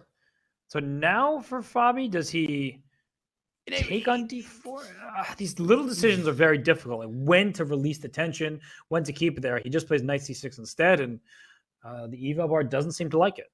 And a similarly difficult decision from White's perspective, bishop takes e4 is tempting in such positions, especially because it carves out the c4 square for that a3 knight. You could take c4, take e4, take d7, and then plant the knight on c4. You're threatening a fork on b6. That might be a sort of easily pre-packaged small advantage for Arjun. I think he's probably seriously contemplating it at this very moment. He plays bishop takes e4. And look at Fabi. He pre-moved d takes e4. He wasn't calculating knight takes e5, intermezzo, things like that. He is trusting himself. Will that... An endgame. It's still a pretty good pawn, but now its job is to clamp down on black's potential pawn majority on the king side. And it's a crippled pawn majority because black now has these doubled e-pawns. Fabi not rushing to recapture the c5 pawn. What do you make of that? b4 would be the potential drawback of playing a move like this, but I don't think that white can get away with it. I think you're asking for trouble by keeping your pawn. So I do not believe that Arjun's going to play the move b4, but if he does play b4, I think rook d3 comes to mind, bishop f6, and c3 is in trouble. Yeah, I mean, I think white needs a couple more moves for b4 to become a serious possibility. Maybe just one more move, rook hd1. So this might be an opportune moment to snap that pawn off on c5. Fabi's also probably considering throwing in rook ad8, rook hd1. Hard to say who benefits in the event of a 4-rook trade. Maybe neither side. I mean, maybe it just, I don't know, e5. Okay, that's what he was thinking about. But I think the closer we get to a king and pawn endgame, the better white's winning chances are. So I think trading all the rooks should be good for white because you essentially have an extra pawn. Ooh. What's up? I just don't like the look of knight c4, b4, and b5. Okay, so he goes knight c4, step one in your... how do you stop this, actually? Yeah, no, let me just show why this is so dangerous. After b4, you have to stay on this diagonal, which means your only move is bishop a7. But now b5 comes with great effect. Mm-hmm. And if you take, goodbye. I mean, it's curtains after b6. That's how fast this happens. Sorry to cut you off there. I just didn't realize how dangerous this was. So Fabio went rook e8, and after b4, he'll have to move his bishop back on to f8. So now knight b6 doesn't come with a fork. That's the big thing here. That's why the rook left a8, but still b5 looks good. If you can open up the a file, your rook on a1 develops where it sits, and Arjun does not need to be asked twice. He is taking command of this match. Yeah, I mean, he's just ripping Fabio apart in this endgame. Rook h to d1 could come at a very inopportune moment for black as well. Wresting control of the d file. The e5 pawn is hanging. He grabs it. And this is just going down the toilet for Fabio in this game. Okay, so rook d5. Isn't rook takes e5 and a takes b5 dual threats? They are indeed. So why is the eval bar so happy with white's position? There must be a move here of some sort. Maybe b6? No, then knight c8. I feel like is there a case to be made for giving up the knight? Probably, and that's what Arjun might need to do. But this is one of those cases where having the eval bar is like, okay, a move like c4 and giving up the knight and just using the extra pawn on the queen side. But when we learn about chess, two minor pieces are better than a rook. So it's very difficult to give up rook takes e5. And he does. But he does it in a very interesting way. He gives Fabian out. Apparently the move was c4. That would have forced the kind of an endgame Arjun wanted. I think he might have missed rook takes d1. He did. He forgot that the rook did not have to take the knight, and now it's even material. And that means that, not that it's a draw, not definitively, but some of the worst is behind Fabi, and he's ahead on the clock. He is, but he's taking his time there, dropping his bishop out to d6, forcing the trade of bishops, ruining white's kingside pawn structure. Black is making major improvements to his position here. b4? Knight e4, f5? Yes. Ooh. Hello. This could be a double-edged ending now. He plays f5 immediately. And what's he doing? Because FG, knight e4. Arjun definitely playing for a win. Look at what he's doing. He's trying to force Fabi into calculating, and he's doing a good job of it. Fabi down to 30 seconds again. This is where he has struggled immensely in this match. Can he pull himself together in the time scramble phase? Rook c4, though. BA and rook c4. This was a great decision by Fabiano. Now knight b5 is a big threat. Pawn to b5 looks good as well. And now it's Arjun who's down the clock. And the point of rook b1 was to prevent the knight from jumping to b5. What a wait a second. Committal decision. Knight d5? Great move. Knight e7 is the last game of the 3-minute time control. Knight d5 check, and you win b4. You win b4, but white might be able to win b5 if the king sidesteps the checks adroitly. No, he takes f5. Okay. I don't know about that. The knight c3 is won by knight d6, and black has his outside pass pawn. Oh, careful now. King f6 and king g5? Or do you go knight d5? So many decisions to make, so little time to make them. He makes knight d5. He wants the b4 pawn. He's worried about he made the right decision. Losing the game. Knight takes b4. Now it's largely a 2-result game. Black should not be risking here at all. So where's... He goes knight c6 and knight takes a4, knight e5 check. You get the g4 pawn or king g5. And if you can also win h5, then you have winning chances. Don't play knight e5 because knight e4 check. That would be so easy to blunder. He goes back to e7. King g5. Now I think black's winning. Got to try it. King g4. This is... It's a 2-on-1, and white's king is really far away. King takes h5. No, there's a problem for Arjun. But it's a problem for Fabi. The king gets into d6. h5, h4. Oh, he's going to give his knight up for the e-pawn at the right moment. Right. You have to wait until it gets towards e7. Play h4. Exactly what he's doing. Knight d3, now, still not over. Don't play king f3, I don't think. Play h2 first. I think knight e5. We're going to have simultaneous promotion, but black's going to be up a knight. Right. h1. And queen c6 check wins on the spot. Oh, great cash by you. It's a winning pawn endgame. Oh my goodness. Are we about to head to the bullet with a tied match? Amazing. It's 9-9. What a win by Fabi. These two, when it looks like one of them is about to pull away, the other strikes back, right? Fabiano down 3 points in the 5+1. He wins 4 in a row. Arjun looking shaky. He wins a couple in a row, and just when it looks like Arjun has a good endgame, remember, Danya, he was better. He had the better pawn structure. It looked like he was going to play for win. Fabi is able to take home this game, send us to bullet with a tie. That the significance of this game cannot be overstated. If Fabi ends up winning this match, this might be the game where he did it. I mean, Arjun was playing without risk. He was foaming at the mouth. Had he played that move C4 instead of Rook D1, we might be singing a very different tune. Instead, we are singing this tune in the match bracket. There are absolute killers across the board. Most of these players do have a shot at knocking off even the best players like Hikaru and Magnus. And I always say this at the start of tournaments. I think that's what really lends a tournament a magical quality. It's the fact that you could virtually make a case for every player. Obviously, there are favorites. There are two of them to be exact, Hikaru and Magnus. But people like Dmitry Andreikin, Levon Aronian, Alexander Grishuk, the quote-unquote qualifier. I mean, the players playing today, for goodness sakes, they can make a deep run and they can knock off one of the favorites. But right now, we have a tied match with 30 minutes of bullet to go. Can we ask for anything more epic than this to kick off the CGC, the SEC? No, this is going to be an exciting finale here. Look at the ratings, by the way. Fabiano 30-45 in Very bullet impressive. chess. Did not expect that. And playing B3. Is Hikaru playing this match now? But already a mistake for, I think knight F3 you're not supposed to play. Kind of a souped up reverse Alekhine type of structure going here. I think that Okay. Fabi's going to do what Fabi wants to do. He says, I don't care what you say, Danya. I'm going to handle this D3. That goes without saying. Hey, this doesn't I look don't so care bad what for you White. say, Robert, either. So I don't care how what do you I like say. that? I agree with you, but I think the E4 pawn is a target.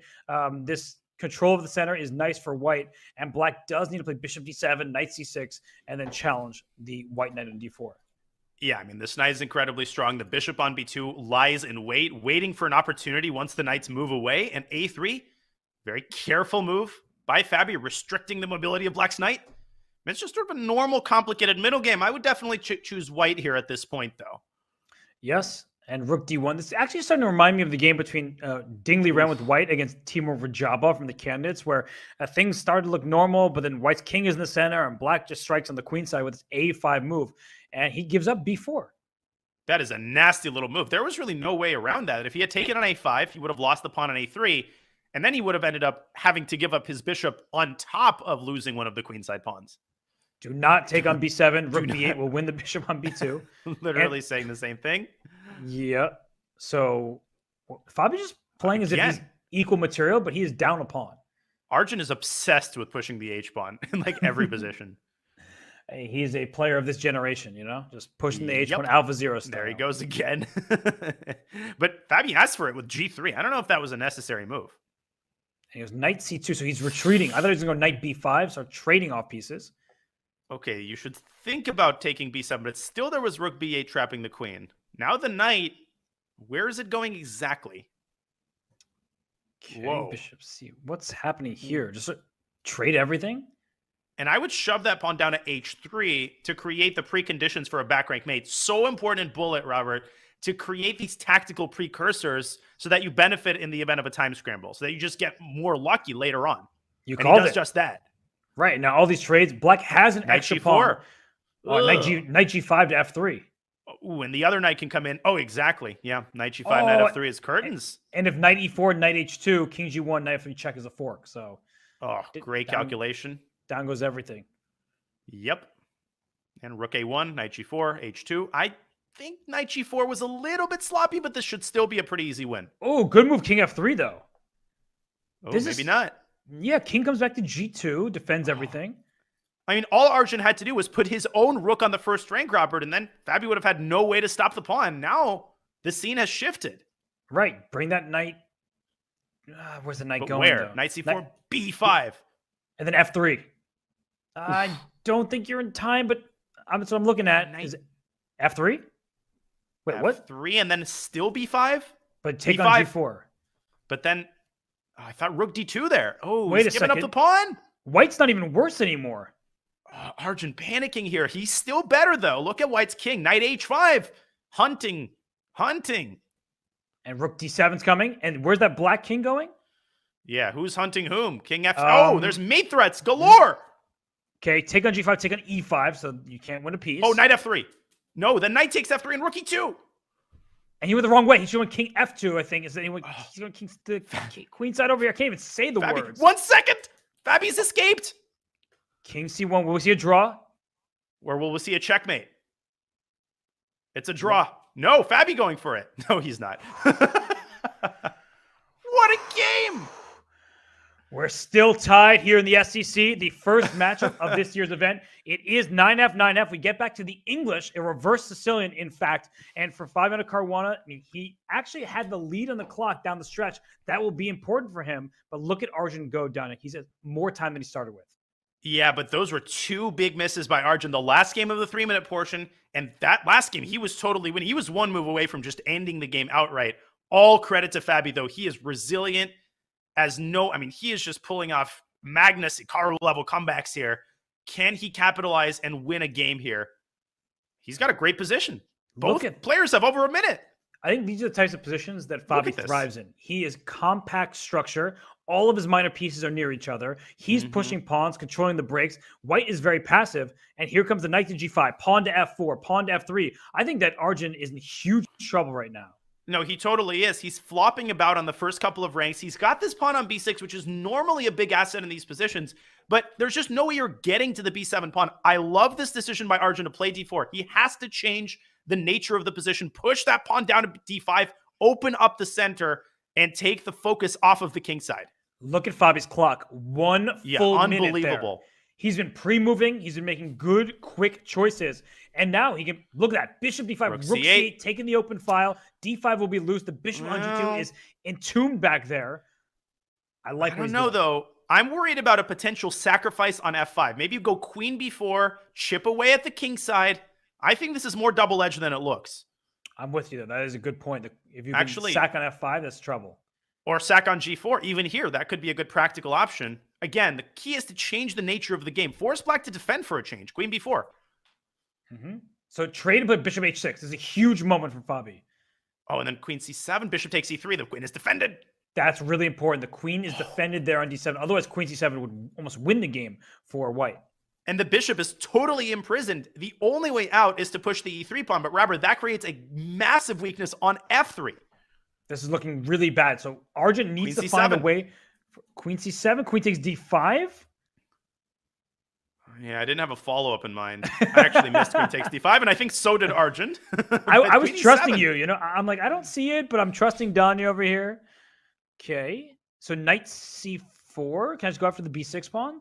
It's weird how black's pieces are kind of stuck in no man's land. There's a lot of squares that Fabi has to keep tabs on, and he might have no good way to make progress here. Strange as it sounds. Well, queen E8, queen F7, right? Queen D8. D5. And maybe it's time to play E3. Yes, very good call. And but look bishop bishop F1 and bishop E5. Oh my gosh, you could lose this and it's game. Suddenly a 3-result game. But is that knight coming to F3 or is it going back to F7? I think it might need to go back to F7 and then still bishop E8 comes in. I think Fabi is losing control of this game. Oh, knight F3 check. Oh, and then there's queen A1. Yeah, you have to be careful. King G is a really good move. Really good move there by Arjun. I mean, Fabi can still play knight F3, but then there's no mate threat. Oh, there's no check. White doesn't even have a single check. And I'm worried. Oh, takes in bishop C6. Takes in bishop C6. He missed it. That is sick. Instead, he takes D5, but now queen A1, queen G8. Okay, barely clinging on to that. Queen G8, queen F7. Ooh. Oh, here goes the king. Queen C7. King. Fabi. Bishop F7 check. Bishop F7. He wins the queen. Oh, no. Oh. Fabi falters there, and Arjun takes the lead 10-9. But what we're seeing, though, Danya, is this is a match where both players clearly have chances. It's not that one player better than the other in bullet. But that was a dagger, an absolute dagger. But again, Robert, it all comes down to the time scrambles. That's where Arjun has been getting him in all of these time controls. It's true. When the clock ticks low, it's not Fabiano's game anymore. And here, C5, Arjun striking in the center. And I honestly thought that Arjun was white for a second, just based on me too. Yeah, he's had this type of structure with the white pieces. Now, often white tries to prepare e3, e4. Now the bishops get traded. White has this monster square on d4 for the queen. So trade me says, oh, Yep. well, now the position is Bloodbath. closed. So rook f to b1. Who will strike on the queen side first? Will it be white Ooh. with b3 or black with b5? I think Fabi's going for g4. There he goes, rook g1. Okay, Now but g4 black for and sure. g4. Yeah, g4, g6 the queen. White is much better though, right? Because you play rook g. Oh. I don't know. I think if black can squeeze through b4, the landscape changes completely. So he trades here. He'll trade on f5. You have to take with the e pawn. He plays h3, so he plays a quiet move there. Well, he's trying to make sure that the rook on g1 can be delegated to the queen side in the future. I thought he was going to play gf, kind of forcing ef, and then play h4, h5. h4, and he does Right. just that. Great call. So that's why I was confused by h3, but maybe there was a pass, essentially. So how is black going to defend this g6 pawn? It's unthinkable to give up the g file. That is just immediate harakiri. Maybe king e7, king f7. You can't play bishop e8 because there's the a file tension as well. Oh, he goes all in. He goes all in. And Fabi quickly takes it. Take on a8. Good time to slow down if you're Fabi. But you distract the rook away. Bishop takes, rook a1. You can't take on b4. Oh, okay. H5 also is good. I apologize. No, you're right, though. Look, he played the move that you suggested, rook g6, and it's over. F5 falls. Or is it? Rook g7 and e6? Somehow it's actually hard for white to push the pawns. Isn't that weird? It's like the bishop is stuck in molasses. It looks just completely winning, but Fabi has 30 seconds calculated right now, so he's doing the right thing. Rook g7 check. Bishop h7, paving the way for the f-pawn. I like that a lot. It's what Aman said all of the CGC. Like, he was, when you have a bishop, move the pawns to the opposite color. Yep. F5, F6. Yeah, goodbye. And you can give up the bishop for the c-pawn. I mean, look at black's bishop. What bishop? Yeah, exactly. Good one. F7, goodbye. Rook g6 to blew him f6. to smithereens that game. These two cannot distance themselves from each other. They want tie breaks. Get a room already. I mean, this is crazy. Well, everybody should stay right here because this match is knotted up 10.5 apiece. Neither side can break free from the other. And we see what looks like a French defense from Fabi over here. Very quiet opening, but he does have the bishop pair. And once again, Arjun plays h4. Yeah, I mean, no, it's an addiction. And Fabi says, hey, give me a piece of that too. He plays a5. And c4. No, yeah, this is dubious for black. Very passive construction there for Fabi. It's passive, that's true. But at some point, c5 will be available for black. And he plays it immediately. I was worried about d5 while the king is still in the center. I also agree that d5 looks scary, but maybe d5 he'll just castle kingside and say, let's open this position up for my bishops. Oh, he goes e5, establishing a stronghold on d6. Obviously, that is defended by the black dark squared bishop. I also think he's dreaming of putting a queen on e4 one day, but the bishop has something small to say about that. Here he goes again. That rook lift again. The amount of rook lifts we've seen, it makes sense, but where's it going? Like, here comes c4 for black. Well, at least there's no knight on g3 this time. Yeah, that's true. Then I would go to h5 and that'd be a problem. You know what's a problem is the possibility of knight g5. Although black's just gonna leave that knight on g5. He's gonna say, big deal. Suit yourself. F5. Wow, what a move. That was a big choice here. So knight f6. Is there knight g4? Knight if g4. Knight g4, queen e6. Oh, eagle tactical eye by you. 20 seconds for Fabi. As he puts that bishop on d5, but in come the knight. The knights are so good at exploiting those squares. Knight takes h6. It's over. Oh my gosh. Rook g3 to follow with knight g6. Completely overlooked by Fabi. How quickly did that happen? I mean, he had no pieces in the attack, and now every piece is in the attack. Goodbye. Completely overlooked by Fabi. And a great win for Arjun there. That honestly is such a confidence booster. That was a wire-to-wire victory. Yes, and right after Fabi kind of had a wire-to-wire victory. So these two are trading off games right now. And what is this, French? A lot of pawn moves, none of which I fully understand. But the players certainly do because they're blitzing out all of their moves as usual. Isn't the e4 pawn just an issue to deal with? Can we just all calm down for a second here and just let me Castle's queenside? What? Queen's... Ugh. What is happening? This is completely beyond me, and I think there's just bad play by Arjun. And he grabs the pawn, but look at his king. Look at his king. I'm so confused by everything that's happened in this game. A4. I don't know about that move either. He took it. Isn't Rook C1 and Bishop C6 about to happen? What is happening in this game? I think everybody's clueless right now. He doesn't take the pawn immediately. He's going to go Bishop C6. He's just going to checkmate that black king. He says, get out of B7. That's like when my mom needed me to get out of school. She'd throw the blanket off. Get up. It's party time. Queen F4. Okay, we are going to see a queen trade, it looks like. Are we? Oh, Queen C2, Rook D2. Uh-oh. No, but then maybe Queen B3. Oh, and Queen B4. What a ridiculous position. How is Arjun doing this? How is he not checkmated? He has somehow found tactics that work out, because if Rook D2, Queen C3 is Queen D4 check, right? So you can... Oh, Queen F2 is also probably leading to an attack. So yikes. And worst comes to worst, there's Queen F4 to B4, all of which I think Fabi missed. Yes. Queen F3, though. It's just an extra pawn for Arjun. I feel like you have to keep the queens on the board. You're going to lose if you trade queens here with 24 seconds. But isn't there Bishop C5 check now? And then what? Rook F2? You know what I would do is I would take on B7 there. Give up my queen. Yep, you're absolutely right. That is the practical call. There he goes. And that's the sign of an improving bullet player. Somebody who just goes with it, understanding... Rook A6, he blundered the pawn! Is it a mate? Oh, Arjun is just... He's been so sloppy this game. It's done. Unreal. I mean, he has to play Queen D4. Not totally over yet, though. You can't take on A7? It's not winning?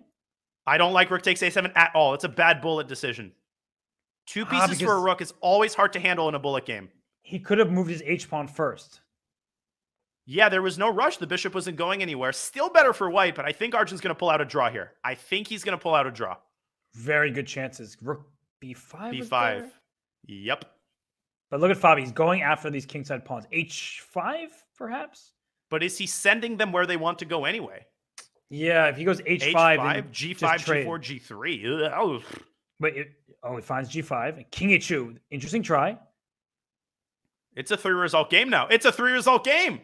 But no, but F3, knight takes G4 is huge. Oh, and Rook G2, King H3.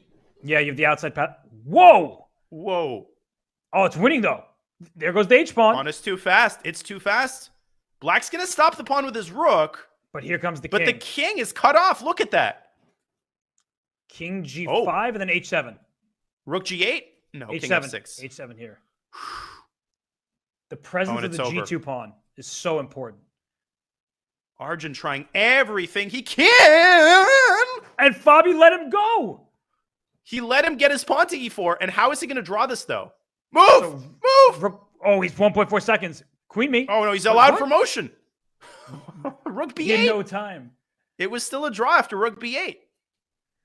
Because he goes Rook B8, Rook B7, right after Bishop G8.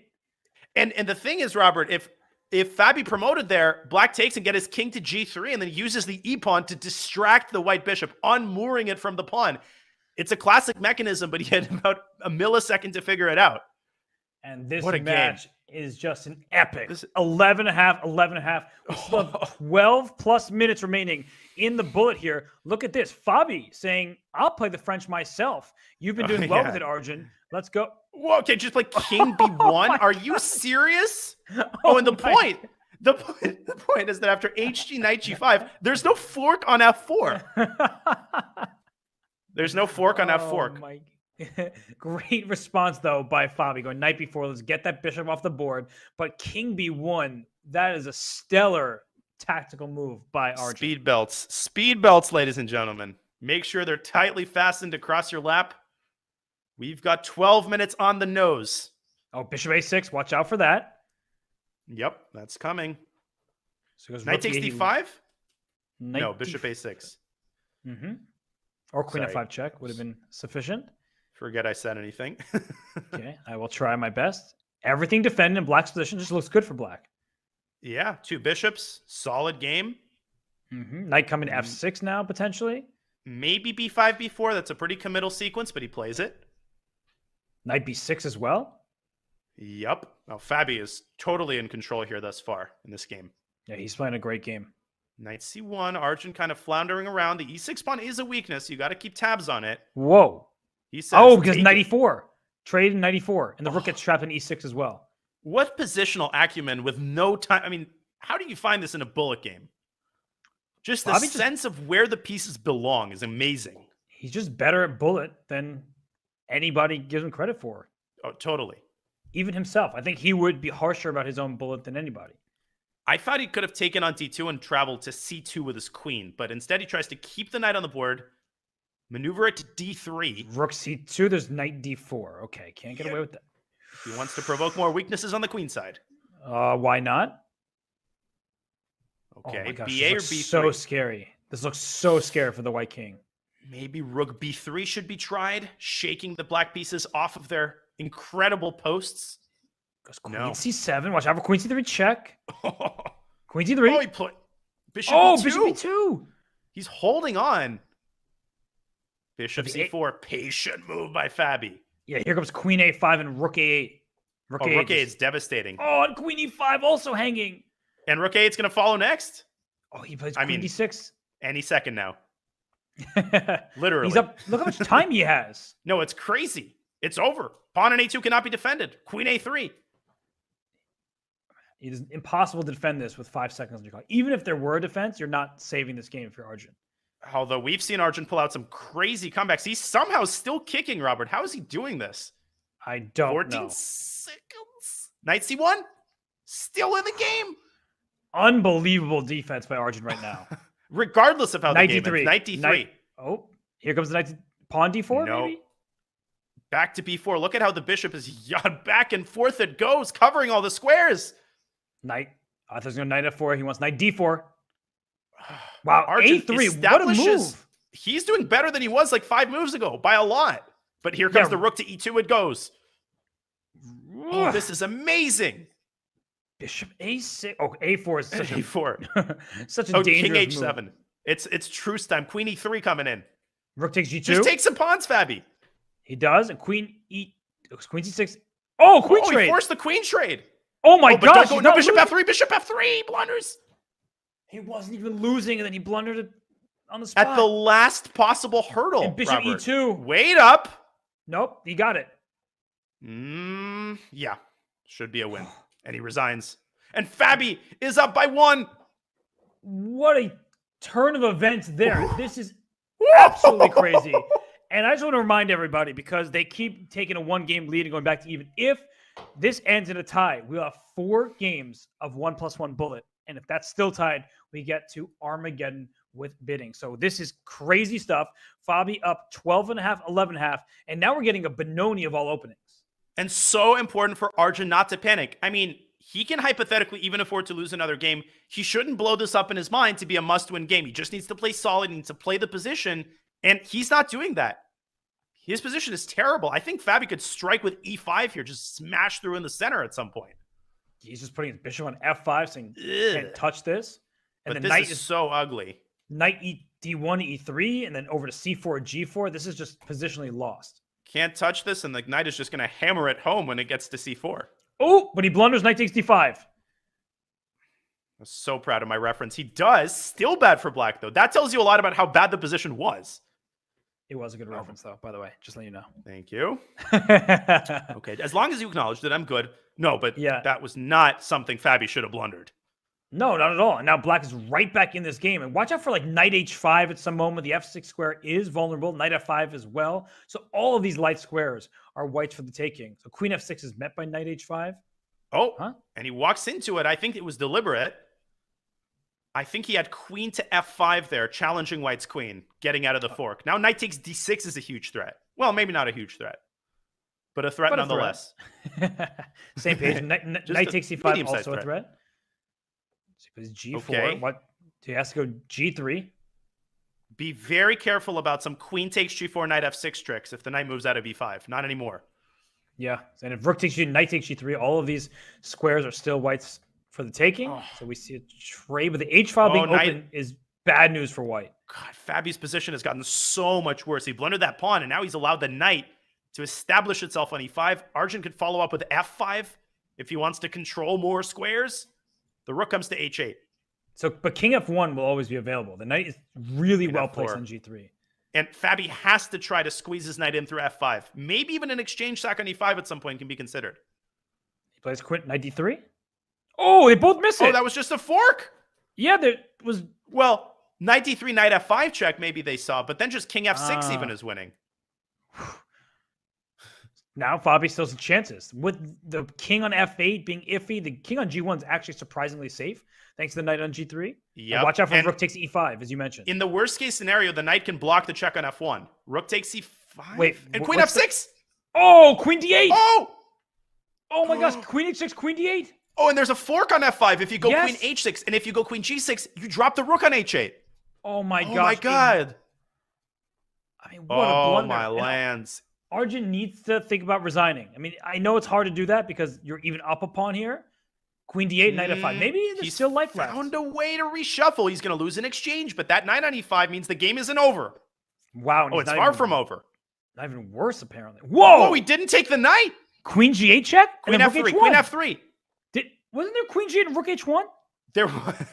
Oh, and queen h8. Yeah, that was winning. Oh, but that was an incredible tactic. Knight f3, and now black is winning, I think. Or is he? Oh my gosh. This Queen get out of here. Get out of here. Queen f7, king h6. Queen f1. No. Queen... Oh, sorry. It was check. Sorry. Wait, but the king, queen e7, Queen take on e7. e1. You blundered the knight. Oh my It's gosh. still winning. Is it? There's so many checks, right? No, but it's got to be winning. I'm so confused by this game. King f3 is King good. F. Now, black has to be very careful not to get mated, not to blunder a queen, but he just takes on f2. And the match is going to be tied again. G3. Queen G1. Queen h5. Well, queen g1 was checkmate in 1, but okay, this is... When you see mate in 1, look for mate in 2. That's what we just learned. But it is a tied match. Yeah, I thought that it was resignable. And then all of a sudden... It was. Arjun wins. That's the nature of bullet for you. That's the nature of this match, ladies and gentlemen. It is tied with 4 minutes left. The tension continues to escalate. How nervous must the players be? What must their hearts be beating at right now? I'm nervous. I mean, this has been just such an up and down match. It has been absurd. And right out 5 minutes position is extremely solid. He has more time than he started with. He should be feeling pretty decent about this game. Risk management is very important here. I think Fabi should try to play solid, and he is. And he's gotten exactly what he wants to get in a bullet game. Bishop pair, no weaknesses. This does look very drawish. I think it would end in a draw in a blitz game, but I think draw is out of their vocabulary in the bullet segment. We've had only one draw, if I'm not mistaken, in the bullet. So they keep trading off victories. F5, good move from Fabiano. There could be G5 in the near future. But H4? H4, Queen G7. G7? There could be an exchange sack on E7, though. That's exactly right. H4, Queen G7. Actually, white needs to be very careful to avoid just like flat out losing a piece here. Right. That's why I'm already looking at the exchange sack on E7, though. H4, Queen G7, Rook takes E7, and so on. Okay, knight B3. What a calm move by Arjun, paving the way for the bishop to drop back, but not a move you play with a, with a smile on your face. No, and Fabi, because he was moving so quickly, he has the time to use right now, spending almost 20 seconds, as did Arjun, on that move, Rook E8, just defending the bishop, offering some trade soon with Bishop F6. Okay, bishop drops back to D7, covering the E6 square. H4 is still on the horizon. Instead, he drops it is back. F4. No, I'm starting to like this for black. You just have a bishop pair with no compensation for white. Just a slightly better position, no risk. Trade queens. But we know how strong knights are in bullet games. That sounds like a very primitive point, but where there is a knight in the center, there are forks and there are tactics. And Fabi doing a great job of restricting the knight's mobility, covering the B5 square. And just protecting the F5 pawn. Ooh, bishop C3. Wait a second. Knight F3, maybe? What you don't want is this dark square bishop trade. That's why Fabi goes back to F8. Uh-oh. Now, the good news for Fabi is that the check on H8 is innocuous for the time being. It's just one check. I'd play King F7 at some point. Queen D5, Queen D7. He goes back. I thought Queen D5 was a good practical chance. But this is starting to look good. The bishop on c6 has great scope. F4. Uh-oh. The knight getting pushed around. Queen e4, this is f3. That's huge for white. Striking at every side of the board. Fabi going for the queen trade. Love that decision. Risk management. Very smart. Very, very smart move. Risk management, but this obviously gives Arjun decent chances to draw. In fact, I think he should hold if he doesn't blunder. If he does nothing, essentially. Just go bishop move back and forth. Another good move by Fabi, fixing his pawn. Oh, bishop g7! He blundered! I just said don't do anything. Bishop E8. He forgot his bishop was defended. Now he's losing his pawns. Oh my gosh. With 1 minute to play, if he loses this game, he will have to win on demand. The next game's going to be the last. And that's why he resigned.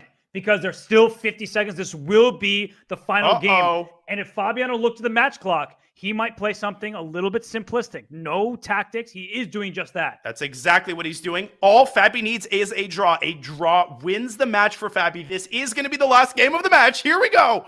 Here we go. B4, he's pushing his pawns forward. That's the thing, right? You can't just do nothing. You do have to play some normal decisions. But already, I feel like for Arjun, he's all his pieces on the king side. He'll move his knight to play f5. He'll just start advancing on that flank. But Robert, e4, that gave up so many squares on the queen side. I didn't think he should have rushed to that move. I get what he's doing, though. I think he's in trouble. Look at the A file opening up, and the rook can land on a7. The c6 squares white's for the taking, and I just don't see an attack. Oh, and rook a7, driving the rook in, and knight c6. He takes on e4. The rook is distracted away. No, and look at Fabi's clock. Look at Fabi's clock. He's feeling it. He understands. He's absolutely feeling it. He understands, the match strategy at this point, right? He's just playing quiet, good chess, and Arjun has to take the risk, and now Arjun's down a pawn. He has no attack whatsoever. Knight c6 at any moment forces more pieces off. No, this is not one of those lost positions. I mean, black has 0 piece activity. His only chance, I think, maybe go g5, g4. You're praying for a blunder at this point from Fabi. Yeah, g5, g4. Doesn't look like it gets you anywhere, realistically speaking. And so just I like that move, though. Open up the center. Mm-hmm. Oh, was that mouse slip? Probably. Was that a mouse slip? I guess queen d5, there was rook takes c7, so maybe it actually wasn't a mouse slip. Dude, Fabi is playing with the quality of a classical game. He's literally playing the best moves. Yeah, it is a great showing from him. The only good news for Arjun right now is the position is locked up, which means that, h4 is also just dropping. So there is no good news. 3 pawns down is Arjun Erigaisi. He still can't play g5 because there was a fork on f5. And look at how the rooks are defending each other nicely. But look at these, back to f1. Those knights in the dark squares for Arjun. The c7 pawn's hanging. And maybe, it wasn't hanging. The rook on a1 was loose. Okay, check on b2. Another devastating weakness provoked. If the knight lands on e6, you can resign immediately. Okay, but d5 is now threatened. God, kudos to Arjun for keeping pieces on the board somehow. There goes the pawn. It's 2 extra pawns for white, but somehow it doesn't quite feel like that. Rook takes c7. Rook takes c7. It's game over. That's the match.